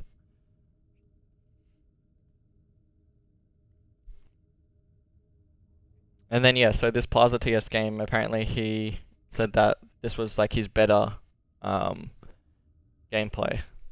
So still gonna critique it, obviously. Yeah. And honestly, like, if we go back, I feel like we barely complimented him on anything, but like that's also fine, you know? Like, sometimes you don't do shit correctly. I know I've fucking been there, like, mistake every single life. And like I immediately think about it every time I die. I'm always like, fuck, why did I do that? Like, what, I should have done something else. Or even like in the middle of a play, I'm dying and I'm about to die, and I'm like, fuck sakes, you know, like I've already, like, I know what I did wrong. Yeah, and yeah, there's one thing that I'm gonna mention, because like I did want to cut down the length of the videos, like we all did really, because why did we? Maybe because we had like a bit of well, maybe one person told us like the video is like too long. I was about to like curse. I was literally about, alright, nah, screw it. That person can go fuck themselves, honestly. Because they're not taking the information that we're giving in like 1 hour, 2 hour long videos, you know? They're not going to get better. No, this is very thorough. Like, you can make little, like, I don't know, half an hour. Dude, I could really make 5-minute clips. On like... Yeah, it's just not enough, though. It really just isn't enough. Because I even thought so, too. And I said it, but then I was like, no, it really isn't enough, because there's just so much to learn. But you know what I mean? Every single time. We won't be doing it justice if we sort of... It'd be half-assed. No, it'd be less than half-assed. Yeah. It'd be like, just because we're just lazy as fuck, man. Like... And that's why we go over certain situations, like, over and over again to drill it into people's minds. Like, this is something that you do in a team. You're not going to have a 5-minute conversation and then play the next scrim and be like, yay, everything's like fine and dandy now. Like, we fixed it in 5 minutes. That's not how it works. So many hours of like, literally like theater of like so many, all that time. This is condensed if you think about it. This is months. This really is condensed. This is months of us learning this shit, you know, and putting it down into an hour or 2 hours or whatever. Even though we're critiquing someone else's gameplay, you know, it's for their benefit, not for ours. That's what we're talking about. Like, this isn't like, even though we might be revising it, but it's sort of like, it's not when we will barely be put into these situations, you know. Yeah, we'll have our own mistakes. It's still fundamentally the same thing, like how you look over a film. And exactly. Like I said at the start of this, like, we're trying to give you the tools the asset to be able to just, you know, do it yourself. But people, I don't know, people are just strange. I'm not even going to go into it. Yeah. Anyway, all right, start this up. Let's see what he does. Yeah, the first thing that I want to mention here is the fact that you go up to the top of Soda Stairs. Now, I think it was around 2016 when we started nading. Like, we would literally thrust slide to here and start nading. And if you have 2 people doing that, you're dead, mate. This is a double kill right here. Yeah, I remember going over like Plaza starting strats and like who's nading what, who's sitting where, just to watch over it. Like, man, if this was a scrim, this would be so much more coordinated. You'd be getting fucking loaded right now. Yeah. You'd be getting raped. And that's the thing. You have to play like what color you are to your advantage. You're red side. Blue side, it's like pretty fucking hard to get overshield. Where red side, you can literally bait them because they have to rush for it. You know what I mean? So otherwise you're going to get it. So they have to rush for it and quickly burn it. Otherwise you guys are going to get it. So you can literally just bait it. What I do, literally like almost every time, is I like stabilize up to here. And then I'll shoot anyone who's relevant to it. Or like just nade this. Same thing. If you get this angle, just get an angle on overshield. Get up to LR, get an angle on people and on overshield. Get up to glass, nade the overshield. So yeah, going up here, it's dangerous. Yeah, I don't know, risk reward. Yep. A little thing as well, but that makes a big difference. Hunting after this guy very viciously. Yeah. Dropping down, looking behind you. Fine, you grab the snipe here. Here's here we go. Play, here we go. I'm gonna let someone take this because my throat's sore. Yeah, why not? Here we go. Alright. No harsh. Well, not too harsh. You can be harsh, but... So yeah, information on his screen. Yeah, he's playing with overshield. Yep, and he's also got another guy over there. Yep. He physically sees where the enemies are, so he knows where the battle is. One thing already, dude, whip out your pistol, mate. I mean, unless you're like, I don't know, unless you're formal. Unless you're shotsy and formal. Like, but yeah, no, you need to assist overshield. You need to make sure the overshield's like actually being put to use. Yeah, and get behind him. And if you're not hitting shots, yeah, and get behind him. He's a meat shield, dude. Like, he is a meat shield. Yeah, the biggest meat shield. Like, I mean, sorry. Dude, you've literally got the perfect situation. Like, I would be so happy right now if I had this in front of me. You know what I mean? Like, I know for a fact I'm not dying. Like, you know what you do, Luke. So run it through. Run it through, baby. Son, you play for it. No, don't do this. Whip out your pistol. Keep on playing. Keep on playing. You tuck tail. You completely backtracked. Oh, and he died too. Oh no. So here's something I want to mention. I'm gonna try and make this clear so it's not like butchered. So 2 dead, 3 dead on the kill feed. You grab the sniper, great. You see a guy to your left, you see 2 guys to your left, not because they're on your screen, you 100% see that guy on your screen, but the other guy's on your radar too. That rectangle, that's far out. Yep. Even his service tag is close. You see where 2 guys are on your screen, like 2 enemies, so you should know, okay guys, we're pushing this, especially when this guy gets in front of you with overshield. He's literally your meat shield, like Jake said. He's going to be absorbing all the damage. So you need to be a part of that fight. You need to bring out your pistol, you know, and shoot the guys that is shooting him. So, like I said... just to get nerdy, you can elevate yourself by even stabilizing to above Soda. Like, even just to get, like, the extra elevation. Yeah, screw it. Yeah, that's good. Because then it's even harder to kill you. You're behind a bench and you're behind a guy with overshield. And you're still... Yeah. That's 2 dead, sorry. 3 dead. Was it 3? My bad. What were you saying, Jake? Okay, rolling. Are you good? Yeah. So, yep, 2 dead. Brad and Fraser are both dead. 3 dead. Yep. Pandora had snipe. You grabbed the snipe.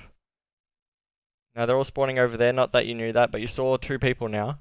And your teammates pushing in, like I said. But you backtracking here, like this whole side of the map's open. And look, guess where Dom spawned? He's the guy that shoots you.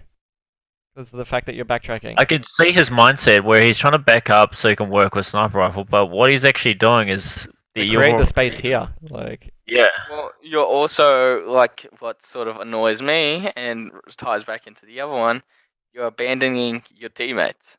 Yes, yeah, exactly. Just like on the regret game when you had someone pay and you went back to the base. So this is different. That you do have a sniper rifle, but you're still doing the same thing. Yeah, it's Like still the whip same out your thing. pistol, like Colt said. Like honestly, like the sniper rifle isn't fucking super glued to your hands. You know. No, it's not. 100%. People don't actually realize that. Like so many times, people could be actually hitting shots with their Magnum if they pulled it out, but instead they're missing 4 fucking sniper bullets trying to no-scope someone for their teammate. Sorry, I had to get that out. Think about like no, you're right. Think about if you actually just helped them with the pistol, then you can just have the sniper rifle out most of the time because you'll be. Yeah, exactly. You'll be playing for the next play. Yeah, which is what I want to polish up in like the answer right here. So he had teammates in front of him. He should have created the space on the map by collapsing with them, because then he's safe. Rather than creating his own space, being like, oh, I need to set up with this snipe. Now look, you're by yourself and you're facing in enemy territory now, rather than joining forces and creating this as your territory. Even if you die, the sniper doesn't fall into enemy hands. Yep, and now look, your teammates aren't even going to help you because you weren't a part of their play. And your OV player's dead on the staircase there. Like if you want to live with a sniper, just do what your team's doing, you know?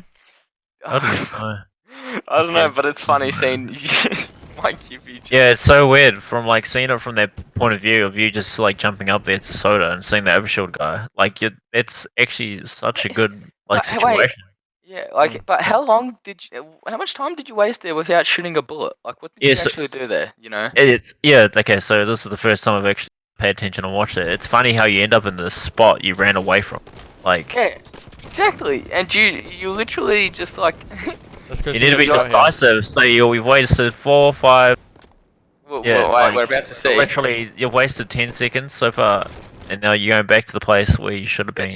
Just wait how long it takes for him to get to the glass, though. 15. Okay. I really hope people can see the value in this and not the roast. You know? Honestly. Yeah, I'm not trying to roast. Oh no, I don't feel like it sounds like roasting. I just feel like people will get defensive. We open that disclaimer up because of the fact that we're critiquing someone's mistakes, and we know how people are. People literally...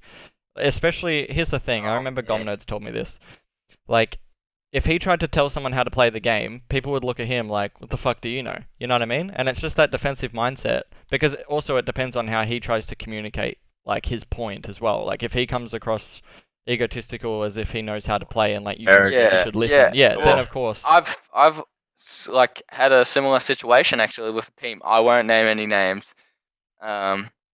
But I offered my hand to help them, and like because this was like near the final season of Halo 5. I offered my hand to help them multiple times, and basically I joined their party, and they pretty much like everyone would say hello to me except for one person, and then what he would do is remove me from the party.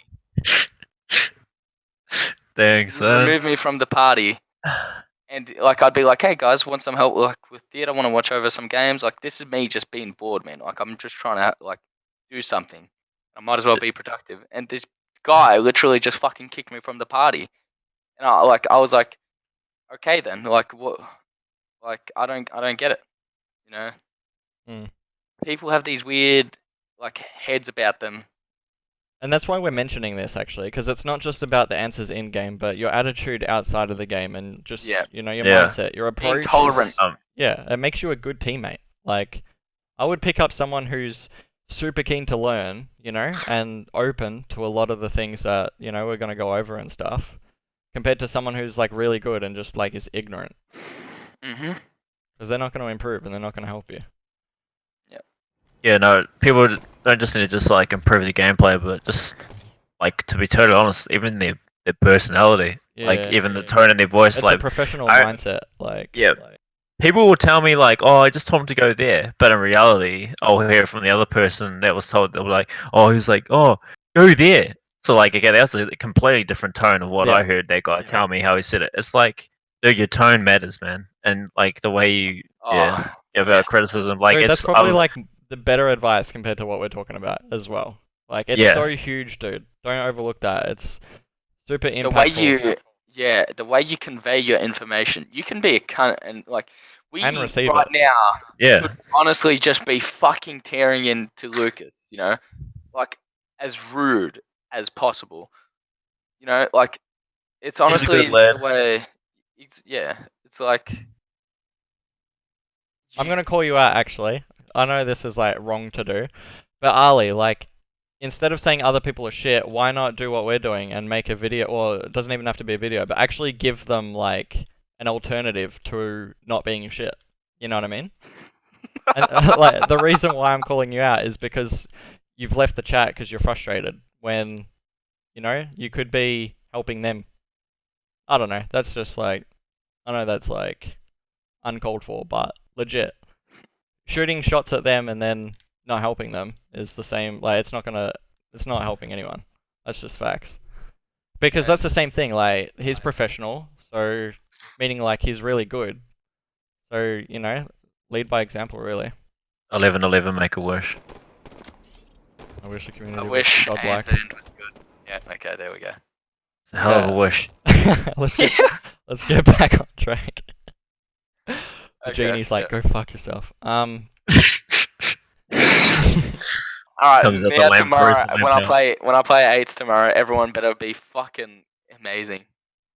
Anyway, alright. Let's see what he does here. Holding. Yep, so sees that guy, and it's fine now that he's in this position. It's fine that he's holding glass because now he can utilize the sniper. He was where he wanted to be the whole time. You know, instead of like getting this Randy as position and trying to get like this weird angle that's open to the entire map. Now he's actually got a position where his back is essentially to the wall, meaning like nobody's really going to have his flank, apart from like spawners in yard, which he has to be careful of, which you can lock down with this angle or this angle. You can do it from literally this spot. He's obviously aware of it to a degree though, because everyone knows, well, who snipes here hasn't the awareness that you can't really get shot from anywhere, besides where you're looking. And he saw Dave in this situation. And now he knows they're spawning over there. I'm confused. But like, he's making it harder for himself. This is an extreme nitpick. Why did he even just jump and stabilize there? You know, it's like you're making it harder for yourself. Why? Yeah, you're very. Yeah, okay. That's one thing I've noticed. Even like the other game too is like you're quite active. You're too physically active with your Spartan, and that does influence the way where you aim. I'm sorry. Can you say it slow for the kids in the back? You're very hyperactive physically with your Spartan. So what he means by that is you can make the game 10 times easier if you don't move so much. You have literally the same idea in mind of the fact that you're looking over on this side of the map, but just don't be like hippity hoppity. You know but I'm struggling to think of the benefit of jumping backwards and stabilizing. Like even like who would you guys would say has some of the best shots? Let's say Raw 2, Snipe Down, Renegade had a really good shot towards the end. They're not that fast, like movement wise, but then obviously you have like Shotzi, he's still got a really good aim. Frosty. Yeah, so basically, like I feel like there's a difference between moving fast and playing. Hang on, I'm wording it pretty badly. There's a way I'm thinking of it. You are, and I understand it, but I gotta word it properly.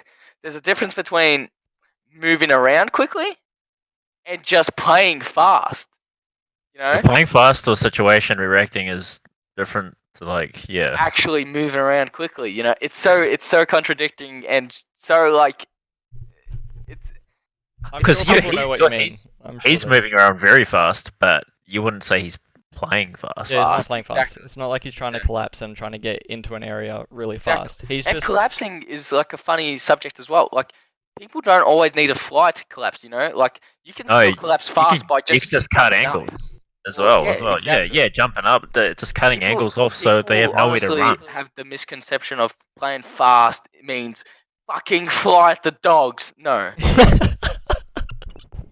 Playing fast is also, you're still playing smart. Doing it the best way possible. Yeah, you're trying to execute it in a way where, dude, it's everything we've been talking about, but just doing it as a team. You know what I mean? You don't want to collapse too fast and be the first one in there and die and throw away your life, and then your teammates are slow to catch up. You play at a pace, you know?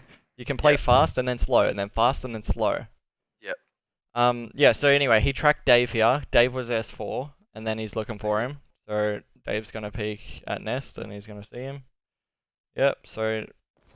Yeah, he was trying to jump back and stabilize. But that's what Barco's saying. Like, an unneeded stabilize. Like your mechanics, you're playing like. Oh, I've got a big thing, Colt. Just continue. Oh, you should just go. No.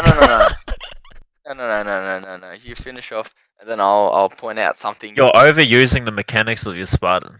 Like you just. Yeah, like imagine if someone was out here, you put yourself in like an unneeded area of danger. Like this actually is an unneeded area of danger. Like you don't need to do this. Like you went. Yeah. You're acting as if like you're too dead, dude, and they're like collapsing towards you, and you're like killing like the last guy, like the furthest away. Like I want to show you the exact time before you go, Barcode. I want to show you right here, dude. He's got the perfect situation to hold this angle and hold his reticle plate. Alright, you make this mistake a lot with snipe in this game, Luke. You aren't prepared enough. You could be more prepared with your reticle placement when you have sniper. Because of how easy it is to headshot in this game, if you have your reticle somewhat like prepared, like at where the head's going to be, the magnetism, the auto aim, everything is going to be in your favor. But you'll see later in the film what I'm talking about more. But stuff like this, he's not peeking. So why jump here? Like, look at your reticle now. It's not even going to be on his head. Now you have to actually drag it. And yeah, you do get a kill out of this, but like, you could have flashy style points. You could have still been here and done the same thing. You could have just moved it over. Like, yeah, you're just whipping out your deck for no reason, man. but like the danger is Halo 5 spawns, right? And then you're clambering as well, so you took a ridicule out of the game just by doing that as well. So imagine if somebody else lifted up, you wouldn't have been able to shoot them. Yeah, that would be. You just gotta think about those super duper little things, man. All those things, like imagine if you're like doing that like another 7 times this game. Like those are 7 missed opportunities. You'd be so surprised. I feel. Sorry, go on. No, go. I feel like we're missing the emphasis on him jumping back and stabilizing in the middle of the fucking open where he originally closed the angle off on himself. The area of danger. Yeah. Dude, he's jumping backwards. Look, you're jumping backwards, stabilizing, sitting duck. What if like for some reason there's a guy in yard, you're dead, he's shooting you, you're gonna drop from your stabilized, you're not clambering up. Mm-hmm. And that's huge. Like, there's no reason you should be just jumping there. Even just there, like how you're unaware of your environment as well. Like I feel like you did accidentally fall there. I think that's just super duper nitpicky. Like yeah, you just fell there. Like you gotta be just aware of like yeah. Oh yeah, I know what you mean. You fell. You know what I mean? Yeah. So like you gotta be aware of your Spartan's movement and your environment. So those are 2 different awarenesses there. Like. Yeah. I guess this is a good job at recovering it though. Like yeah, this is a decent angle because of the fact that you did see Fraser lift up and then you didn't see him like lift back up again. So you're trying to see if he pushes out here. So this is fine. Yeah. 12-1, by the way. Good score, man. Good, yeah, very good score. Okay. See, now you've got some awareness that they probably might be behind you, but let's see. By the time your teammates take to kill the final people. Here's the thing, though. Literally, this is a millisecond decision-making thing that I have, right? So, like, as soon as you're here, ready? Like, right here. As soon as you see him, alright, 10:42. Look at how long you stay committed to this. Like, one, you're super, like, out in the open. Like, again. Yeah, you're not really... Like, if you're gonna go for the no-scope, I would still, like... I'd be super close, If I want to hit that 1 bullet headshot and be fancy, then I'll be instantly ready to get away. But look at where you are. Like, look at the difference. He's got further to thrust away, too. Yep. Like, he has to thrust so far away to get away. Exactly, which means you're vulnerable to getting shot more, Where if you're just, like, here, peeking... shot once, thrust away. Yeah, if you miss your shot, instantly, I'm out of there. It's the thing is, you should know you have no help. Yeah. So you should know that you're solo in this. But yeah, like I said, 10:42, you're still here, 10:38. Are you throwing a grenade? What are you gonna say, Jack? I was just gonna say, like, peeking. Like, you have, peeking. Literally looking around the corner. You're not looking around the corner. You are around the corner. Like, you're not peeking. You're not peeking. I feel like people don't, like, we talk about emphasis, but like you being stuck out there is the difference between you dying with sniper and not. Like imagine, how do I word this without being rude? Like imagine a really good player that's like sees you with sniper and literally just fucking says, "Fuck it, I'm rushing this guy to get the sniper back," and he doesn't care. Like he puts the pressure on you to hit the no scope. You know what I mean? Like if you hit it, like if that was me, I would literally be like, "I'm getting this guy," you know? Yeah. And then I'd get sniper back in my control. Otherwise, you headshot me and I move on with my life. I'm like, okay, well done, you earned it. But you put yourself in that position where you're so vulnerable that you allow me to at least try, you know, get the sniper back. Yep. And then yeah, you get rewarded. So whatever. Well done, Luke. Good job. Yeah, what ifs? Yeah, exactly. Oh, but don't overlook what we said, man. Serious, dude. Yeah, I feel like people will just be like, "Oh, I got the headshot. That's it." Yeah, I can literally see it already. Like, yeah. Still made the right play. Okay, here. Oh, this is another. Anyone else want to take this over? I haven't seen it yet. You would have. Yeah, okay. Barcode. So basically, Dan's paused it perfectly here. 3 motherfuckers in yard. Okay, 3 people. Now keep trying to get through. Yeah. Okay, so now you know you saw 3 people. All right, I see what you're trying to do here. Just thrust out, get an angle. Yep, which is good because one, you're eliminating this side of the map. Like, you know, you're trying to get back on this side. This is fine. Also, though, I want to keep an eye on Austin conflicts going around as well, which Louqas seems to have forgotten. And yet, what pieces of information gives you that? Like he's not dead already. Yeah, his radar as well. Like he's. Look at his radar. Look at his radar. That guy's going around loop. Look at that. Two red dots right there. And basically, you're still trying to hunt this one guy, dude. And honestly, if there were comms or if conflicts just was more aware about you, this is another Fraser situation. If he was just more aware about, if he was more aware about you, you know, you are going to die in that 2v1. You're taking this, you know. First off, let's say like what you do actually once you throw this nade. Well, what I just want to say first is, you know for a fact that Austin's there because your radar, okay? So you know he's going around loop, and you can see where he was on your radar the whole time. You kill this guy, look what you do. Oh no, here we go. I'm not even, actually, you know what, I'm not even going to talk about this. You don't have to explain that. Yeah, I was about to say, like, you already know. Yeah, literally, like... Just, keep going, man. Yeah, don't exploit, just...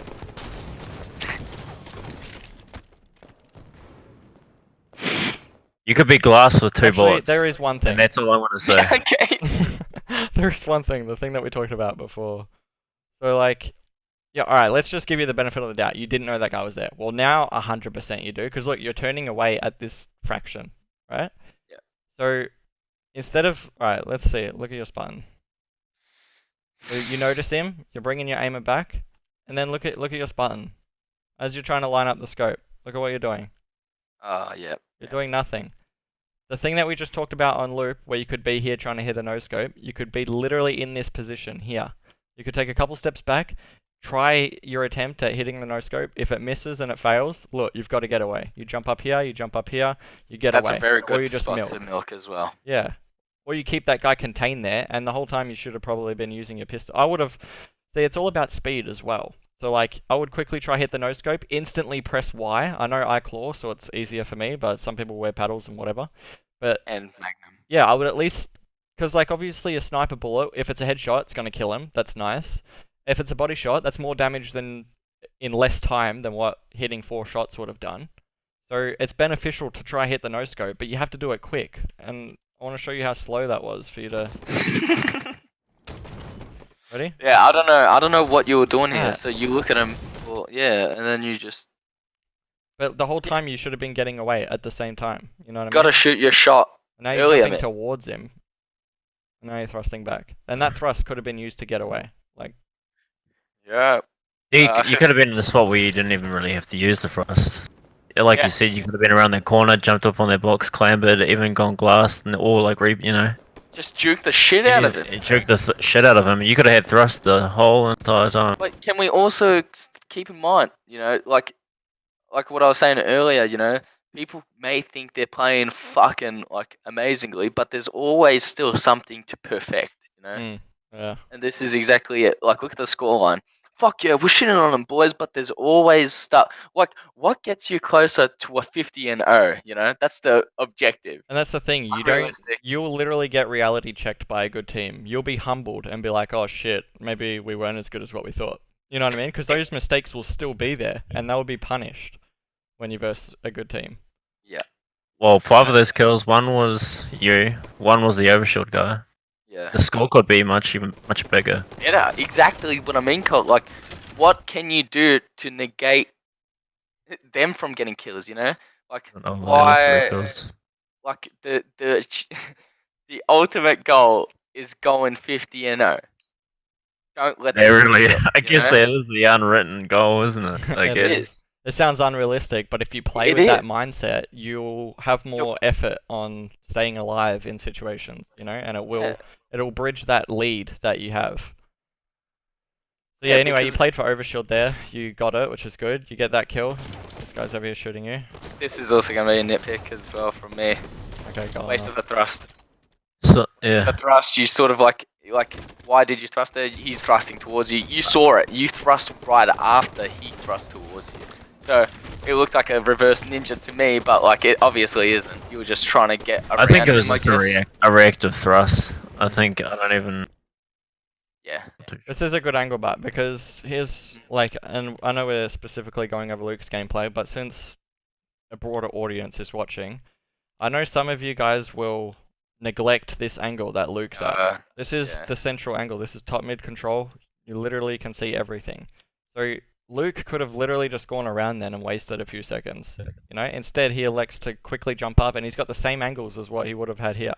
Like, yeah, you can see into deep blue from that angle, but from this angle you can, like, they're stuck there. Like, you're not going to get a kill. You're not going to get a 5-shot cross map. Unless you have a snipe, then, you can probably get this angle, because it's blocked off from this side, but, you see essentially the same thing.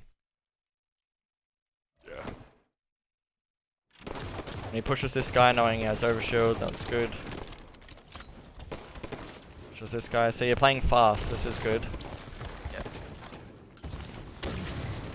Fucking team nade. Unfortunate that there was 2 down there. Yeah. Like use.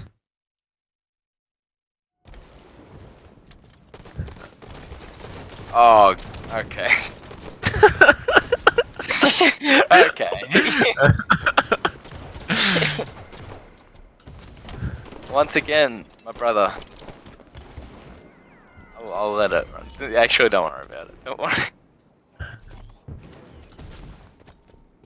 Okay, once again, gets sniper rifle, gets up high. It's a good angle. Good shot. Unlucky timing. Good shot though to recover it. Yep. This is, getting to the part that I was talking about earlier with your reticle placement with snipe. You can make the game so much easier for yourself if you... Like, Jake explained it perfectly, dude. You don't have to move so much with your left stick when you have a sniper. Like, if you know that you're here, and you know all your potential angles, only use your left stick to create angles. Otherwise, just make it easy for yourself and be in scope. Like, not all the time, because when you're out of scope like you just were, you could see more of the map, but... Especially when you're in scope, I'm talking about. Your reticle placement in scope is like... It's super duper key. Super duper key. Yeah. Because the more prepared you are, the faster you can actually react and hit a shot, Like, yeah, let's see.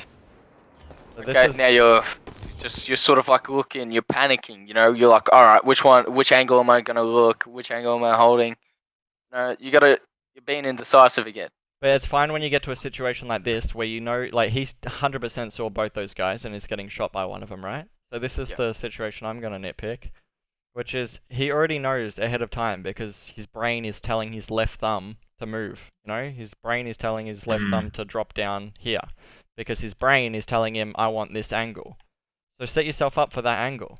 Like, watch what you do, Awareness of the barrel too, homie. Yeah, be careful with that. So yeah, like, look at your reticle placement here. Like, what I would be doing, why I'm nitpicking this, is because you already knew in advance that you're going to be dropping down here. Otherwise, you wouldn't have dropped. You know what I actually think he's trying to do, and I'll actually get to the answer window. of yeah. So he's trying to pre-aim this window, but he hasn't set himself up for another potential danger. So it's sort of like a step-by-step process. Yep. Angle yourself up first for that big blue opening, and then move to the window. Yeah, you know? process of elimination. Only pre-aim stuff you can like that you're safe to pre-aim. Like you don't even like yeah. I'll tell you one thing I do. I like to if I'm zoomed in on an area and I'm about to change to another angle, like that's when I YY, then rezoom. Whereas I saw him before, like he would just be in Toggold and hardscope, and then he whipped it over to like flowers. Like that's when you're changing areas of angles. Like you want to check, like that's when you YY. Check your map, zoom in. You want to look around, YY. Yeah, check your map. And it's going to be more of a timing thing too, where every, couple, 2-3 seconds, you're going to YY, quickly get that info. And then you're just prepared as possible with your reticle placement. Yeah. And yeah, this game's 31-8, and like there's still a fair bit of mistakes just from your pop alone. Only 2.5 minutes in. Like I said, right now. So again, with the positive reinforcement, this was good here because you're multitasking for one. Like you body that guy and he pushes down into Jake. So you're like, all right, Jake should have that kill. So you're like, I'm gonna multitask now. I'm not gonna tunnel that guy because like. Even that little thing is good. Like I know a lot of people who would still look in that direction, even though they can't do any damage. Like just that, dude. That's actually really good. What you just did. Out of that. Yeah. Yeah, like just that. Like so many people actually don't learn that. And dude, I've seen people who played for years. I've seen people who play for years and don't do that. Like, it's a beacon of hope. It's massive in a 4v4 environment too, because you're a part of 2 battles then. You got one guy 1 hit and you just killed another guy. Like, that was all you. The best feeling is being involved in most of the fights, So, like trying to make yourself relevant to all of your teammates is the best feeling ever. Like, you're going to be getting assists across the board, putting out damage, making them win the fights, Yeah. Which I can... I don't want to be lame, but this is actually a sign of a good sniper who knows how to multitask enemies across the map. Yeah, but do it with the pistol as well, like that regret game. Yeah, and with the pistol. To refer back to that regret game, instead, like, there was a guy that was shooting top mid, and you were just solely focused on that one guy. Like, just get a few shots on and then look somewhere else, and then look back to him. Exactly what you did just here. Multitasking. Yeah, this is also good. Here's a fun fact. I literally got picked up by Immunity after my first LAN that I went to, purely based on the fact that I multitasked. So that's how powerful multitasking is. It's really, really valuable. The more battles that you're involved in, the more valuable you are as a teammate. Because the more shots and damage you're putting down to multiple people. And it's like, this is just like a personal thing for me, but I know I feel fucking like wonderful knowing that I've done it. Yeah. Like, you just know, it clicks in your brain, you're like, fuck yes, I'm actually doing shit like correctly here, And it's good for your like confidence as well. It's like honestly like a growth of yourself as a player.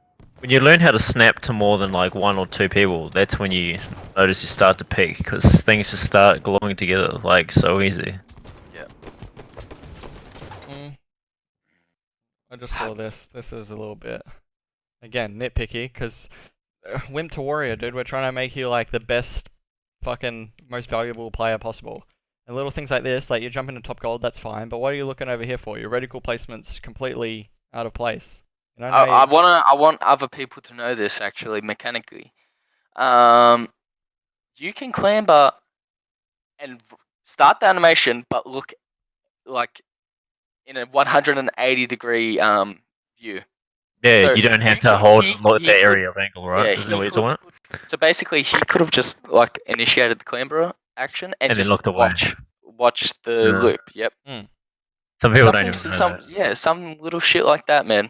It's like a small mechanical thing, but it's mechanical, but the mentality, like the concept behind it, is the fact that you're seeking information in the first place. Exactly. Dude, honestly, I thought that was so small that I thought everybody would. But now that you're actually saying it, like lots of people, especially in our community, don't know a lot of the things that you would think is just like, well, common sense, that you get naturally from playing. But this is also like what we were talking about when we say multitasking. You're getting up on the map. You're being technically what they call a fast player, but still getting information, you know? You're still gaining info on where the enemy is for your team. Yeah, and not just that, you're actually prepared, like, as an individual, you're more prepared for this battle with Fraser that's about to happen. And Exactly. he gets first shot because of this tiny, tiny mistake. Yeah. Also, a weird little thrust there. You actually, like, you got shot a few times and then you walked out to the open. That's a little tick. Yeah, I don't know, just whooping there, I would have dropped. Just milk there. If I'm getting shot in the ass and the other guy's in front of me, I'm not going to challenge that. If I'm getting cross-mapped, I know I can just drop down LR and live. Yeah. So you see Fraser grab overshield off spawn. You get a couple shots on him. I'd be super worried about him. Like, just fucking turning around. Yeah, like, oh. Maybe you have the mindset of, I want to do as much damage and burn this OV as fast as possible, but do that from a distance as well. Yeah. Like, make him like earn it, you know, earn the pick. Now it's scary for you. He did turn around, and I'm sure he saw you walk around that corner. That's one thing I noticed back in Reach and like late Halo 3 when I was starting out. It's like, so you're actually using cover in this situation. Yeah, exactly. Yeah, I was about to point this out. You're juking him out. Yeah. Well, yeah, what were you saying, Cole? Yeah, no, really strong people in the game. Probably some of the strongest people in the game. You probably say is when you're versing someone or somebody with rockets up close. Isn't? And that's one thing I always tried to do. And then somebody with rockets, like somebody with rockets. Overshield. Overshield, okay. Like those are probably like two of the strongest people you could ever verse. And it's like Yeah. what I always try to do was try to get really close and do as much damage.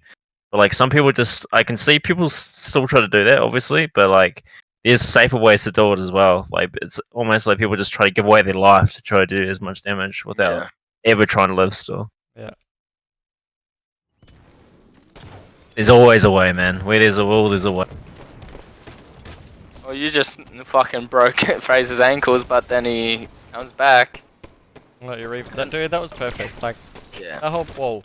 Again, you can even improve on little things, right? Like, that was the whole concept of that play was perfect. But then you can look at your execution as well.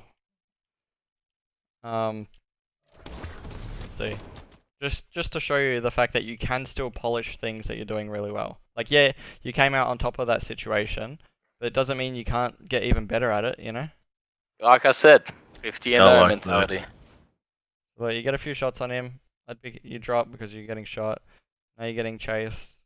Now this is where you do really good, because you see him on radar, you utilize that to your advantage.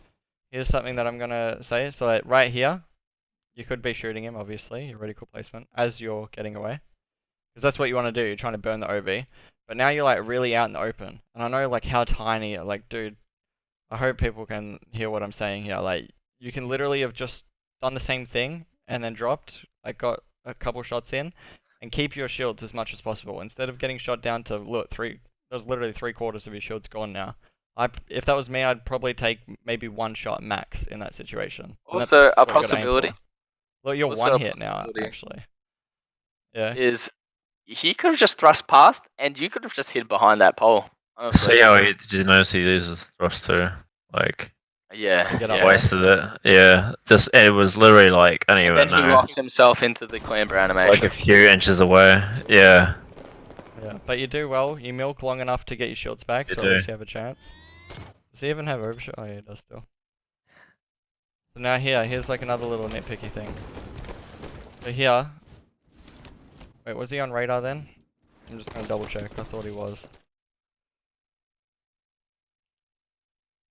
Yeah, you can see him on radar there. Right there. Like, you know he's coming in this direction. So if you have that info, look, you're getting deeper and deeper. Now you're committed.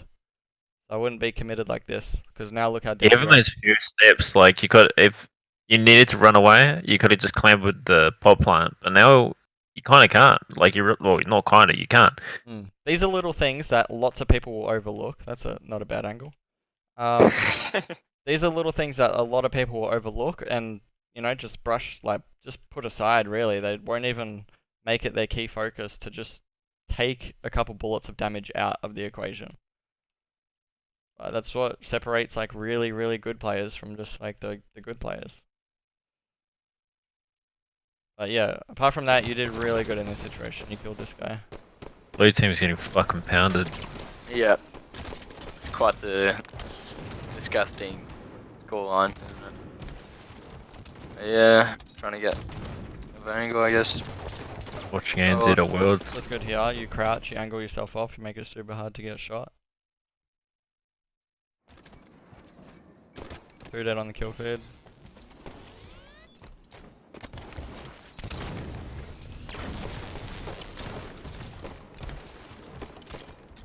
Hey, here's the situation coming up that we're going to predict.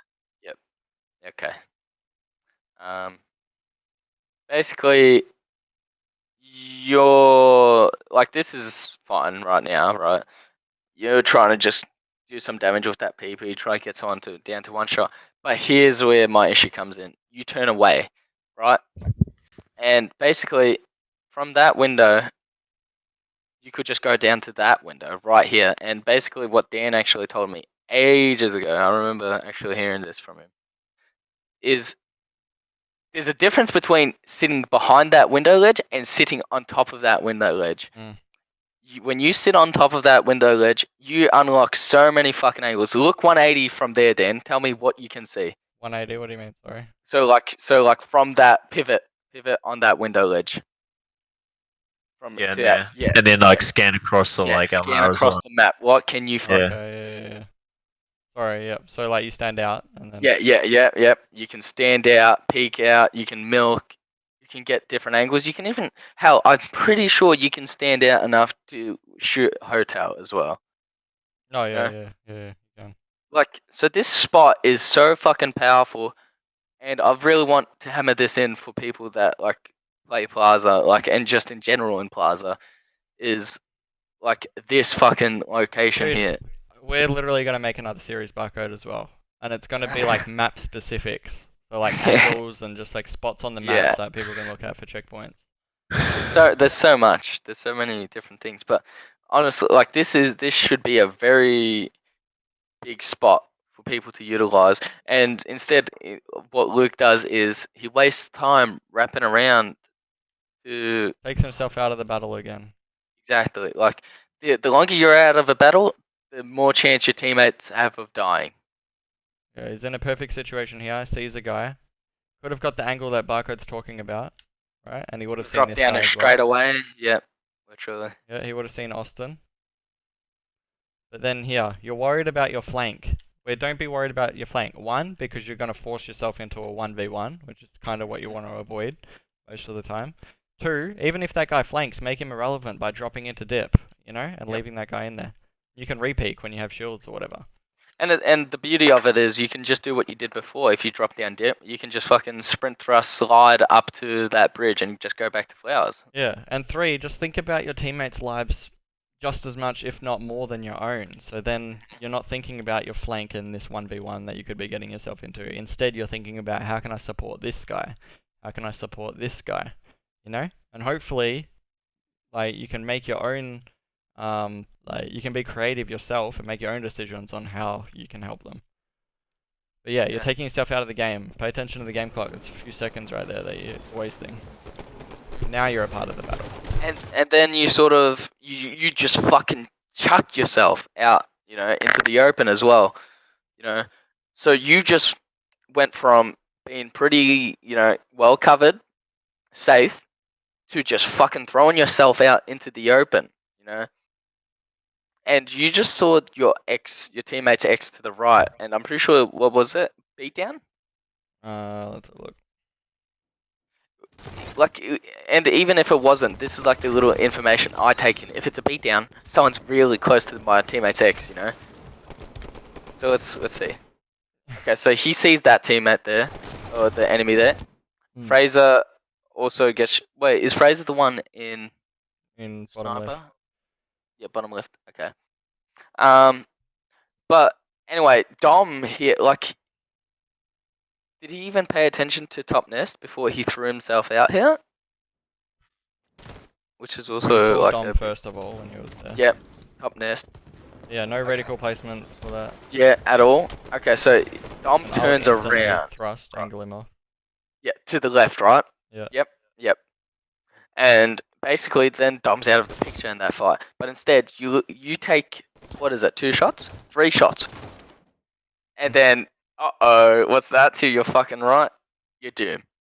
Yep. And they're the little situations that, like, a good team will just punish you every single day of the week. You know And what can I mean? I also mention, what if you were sitting on that windowsill? You were safe from those 2. You would still but be not getting only the same that, angle. look at Snaky right now. If you had this angle and Snaky's here, you know, you'd be able to support him. Snaky like randomly jumps out there. If Snaky started to push like that, I would literally have that invisible rope and get a bit closer, you know? And that's the beauty of how fucking big one angle can make, you know? Yeah. You just took yourself out of a fight, you just couldn't help your teammate. That's the thing. And like, look at what you're arguably doing could have done it while faster. things are like, you know, unfolding in front of your screen. You know what I mean? Like, you could have been shooting this guy the whole time at least. Yeah, that guy, yeah.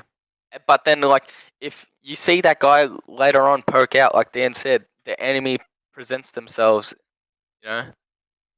You see that guy that was hiding there. So even if Jake dies, you're getting his trade. And then you automatically turn to the other guy that's like the closest threat towards you, you know? And that was the last thing here, because again, the wole point of this series is based on your individual movement and mistakes and stuff like that. So yeah. Colt, you wanna say this? I think you just need to have a good speech, Colt, about like the thrust in general and like getting to places. You mentioned it before, I think. Oh man, I could talk about it forever. Give us what would you say was like the main issue with this fucking thrust off spawn? Like, what do you think? Spawn, go back. Right here. Coming, ready? Bam. Man, I don't know how it got. When you see all the outlines, crazy shit. Yeah. Okay, but let's. But like, you know, like his thrust here, it's sort of. Not sort of. Information. He's thrusting 100% without new information. Like, there's no one in front of. If you do a thrust like that, it's because you know you've got room. So if you ever do a thrust like that, you've already got like a teammate who's like, I don't even know, pushing like posters from like posters or nest or some fucking. It's when you can do like hardcore shit like that, or like especially like if that's an area where you're gonna get naded too, by the way. Like, dude, somebody who was really fucking good at that was Frosty. Frosty was so good. Because if you watch that guy's POV, you're like, why is he just always doing that? But if you notice, he's never actually getting killed. Like, or he's doing it for like out of desperation, for like maybe a flag or something. You know what I mean? Like, he was just so good at traversing the map, like so fast. Like, yeah. No, go ahead. I was just gonna say, let's discuss his alternatives here. So instead of thrusting out, you know, committing. One, he could have just walked out. That is an option, and still have his thrust. Yep. 2. And the other option is. Well, there's a couple. 2. Yeah, actually. Well, yeah. He could have come this way, got this angle. Glass. Which is safer. One. I'd say that's safer. Yeah. I'd do that probably most of the time. And 3. 9 out of 10, in my opinion. You could have easily got this angle as well. I feel like if you did that, it's because you already had a teammate like Glass or like LR already. Yeah, so you might, maybe like the third spawner would do that. If the third spawner play. But if you're first, not even the first spawner, well, like, well, obviously. Kills, I would do it. I would literally just be like, alright, I'm getting a central angle, you know? Yeah. And maybe situationally, even possibly driveway, you know? Try to get sneaky out of there, you know, like. Bro, like the bottom of Plaza is used to break so many fucking setups. So people don't realize that. Yeah. So, like people just sneak through bottom mid to blue truck, you know, get behind people at nest and they die. Like I remember it used to happen to us, Colt. Like I remember first in like community and stuff. Like I know specifically Angus would abuse the shit out of it. I know Benno would do it a lot as well. Yeah, and like. That was definitely in the gameplay. In order to make that happen, you should have teammates already in these positions that are like taking support the attention. Yeah, so then you can make this play without getting spotted. And then you have to be a part of the relevant play. Like, shoot the people that they're shooting. Like, do something. Like, if you somehow sneak out to bottom mid, you should be like, all right, here's my opportunity. I need to make sure that I'm shooting the same guy that my teammates are shooting. Sometimes you can play slow. Sometimes you get out and you're like, all right, I'm literally going to wait for the opportunity until someone's weak. So what we would do is like a decent, like a good team is we'd bait these guys out, hopefully, for that guy. So he'd get the jump. You know what I mean? We're not trying to force something. It's not like, oh, we've got a guy here, we have to quickly go. It's not how it works. It's like, we explained it good in the other series. Like, there's Gear 1 and there's Gear 6. Play. You know what I mean? Like, you can stop-start. Everything's about checkpoints. Everything's about waiting for the opportunity. I think Plaza is like one of the maps that has like the most jumps, or it's one of them anyway. But like, you definitely need to learn. Like, everybody needs to learn like how to do jumps, especially in the new Halo. There's a lot of easy jumps that like you can learn on Plaza still. Like, you don't have to put in like a ridiculous amount of time. Like bottom mid, you can get up so high on Plaza. Like, you can get to top of snipe easy. You can get to top gold easy from bottom mid. Yep. I don't see enough people do that. Is there anything that you guys want to touch on before we close this off? Awareness. Yep. Awareness and thrusting in your Spartan.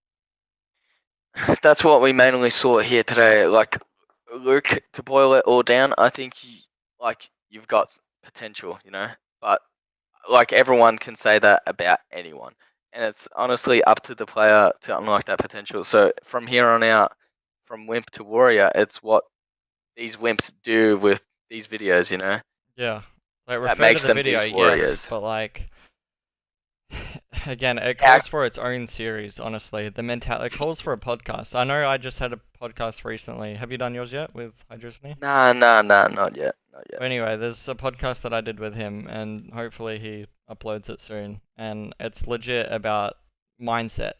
Like, what do you do to improve? Like, how do you think about improving?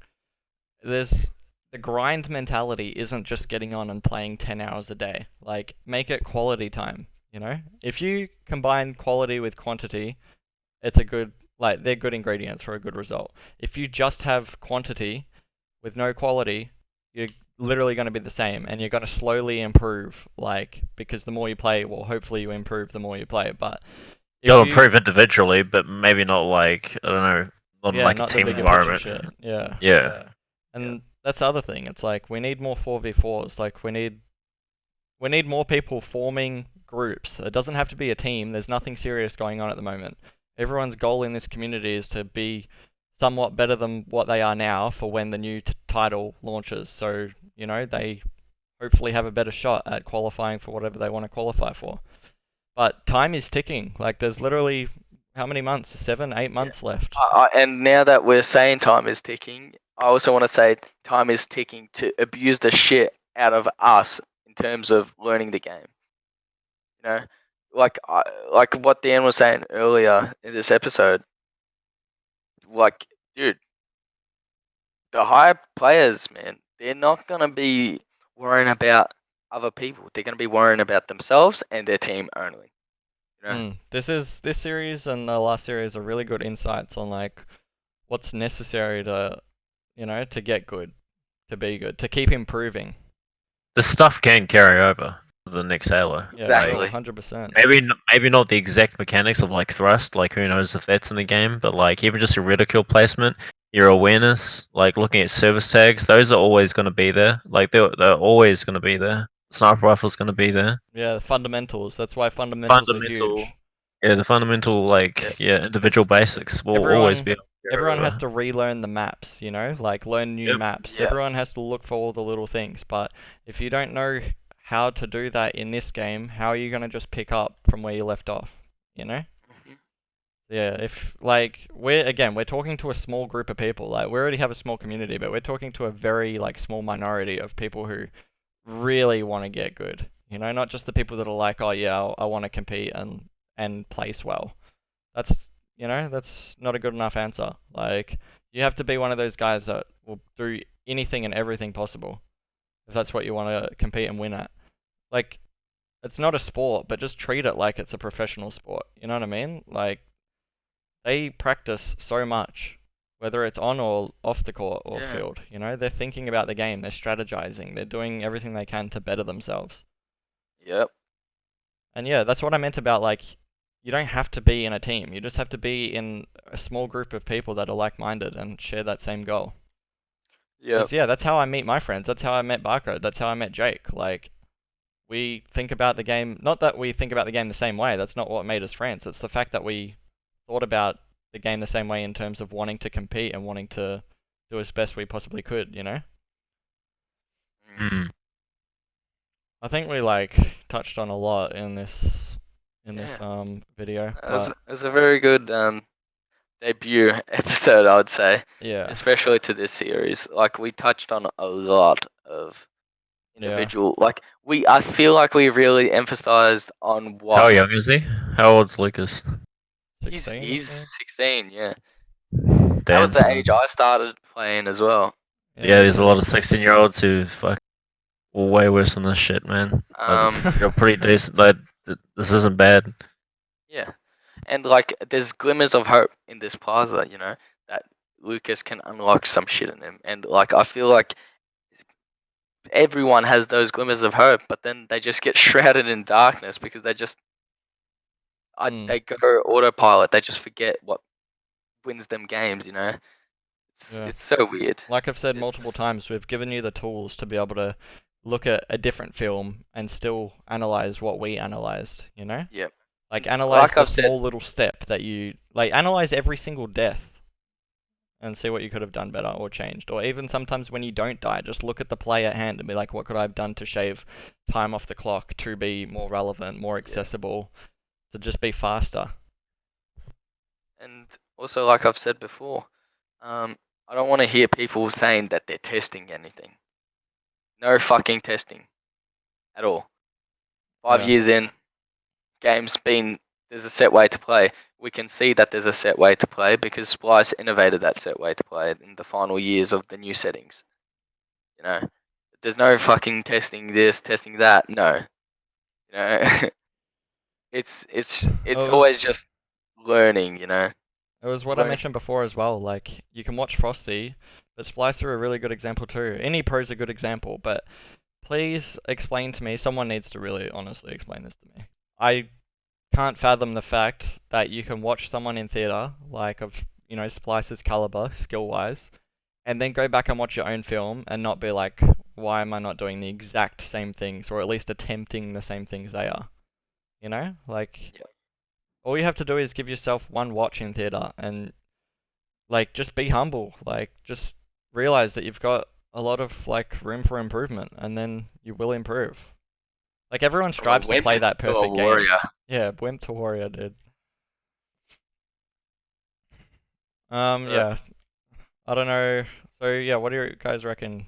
Should we do another series? Like, well, I was always thinking about just, having like a podcast that we do every now and then or some shit, like where we just podcast 1,000,000%. Yeah, like I feel like you'd also get very interesting stories, and like I feel like there can be so many things explored through them, depending on who gets on them as well. Like, even in terms of competitive experience, how to play the game, what people think about our region, like, and what Halo needs.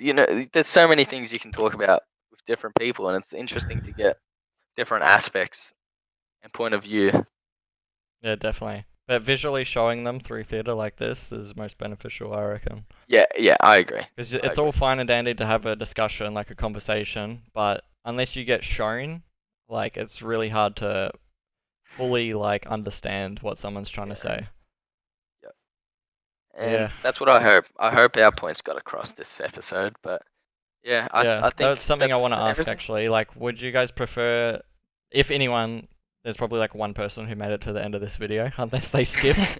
But like, would you rather the fundamental side of things, like the other series, unbearable to bearable, or would you rather these like personal, individual analysis, like critiquing videos, where, because they're essentially going to be everyone can learn from these, by the way.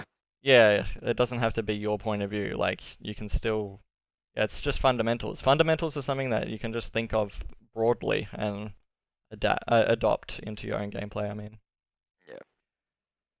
But yeah, you want to wrap us up?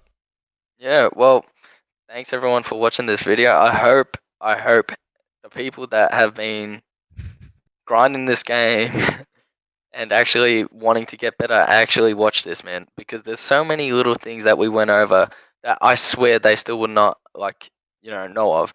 And yeah, thank you guys for joining. I guess good shit, good theater. Thanks for joining us again, Jake, by the way. No problem, mate. Yeah, and yeah, hopefully, you guys are thankful too, not just like to us, but Jake and again, we're trying to do this for you guys. Like, we get enjoyment out of this. Like, we're not gonna lie, but we don't have to do this. We can just do this like off stream, like just the three of us, which is what I'm used to. But yeah, hopefully we're getting the information across. But yep, thanks for watching, guys. Hopefully you guys learned something new. Yep, see you in the next video. See ya.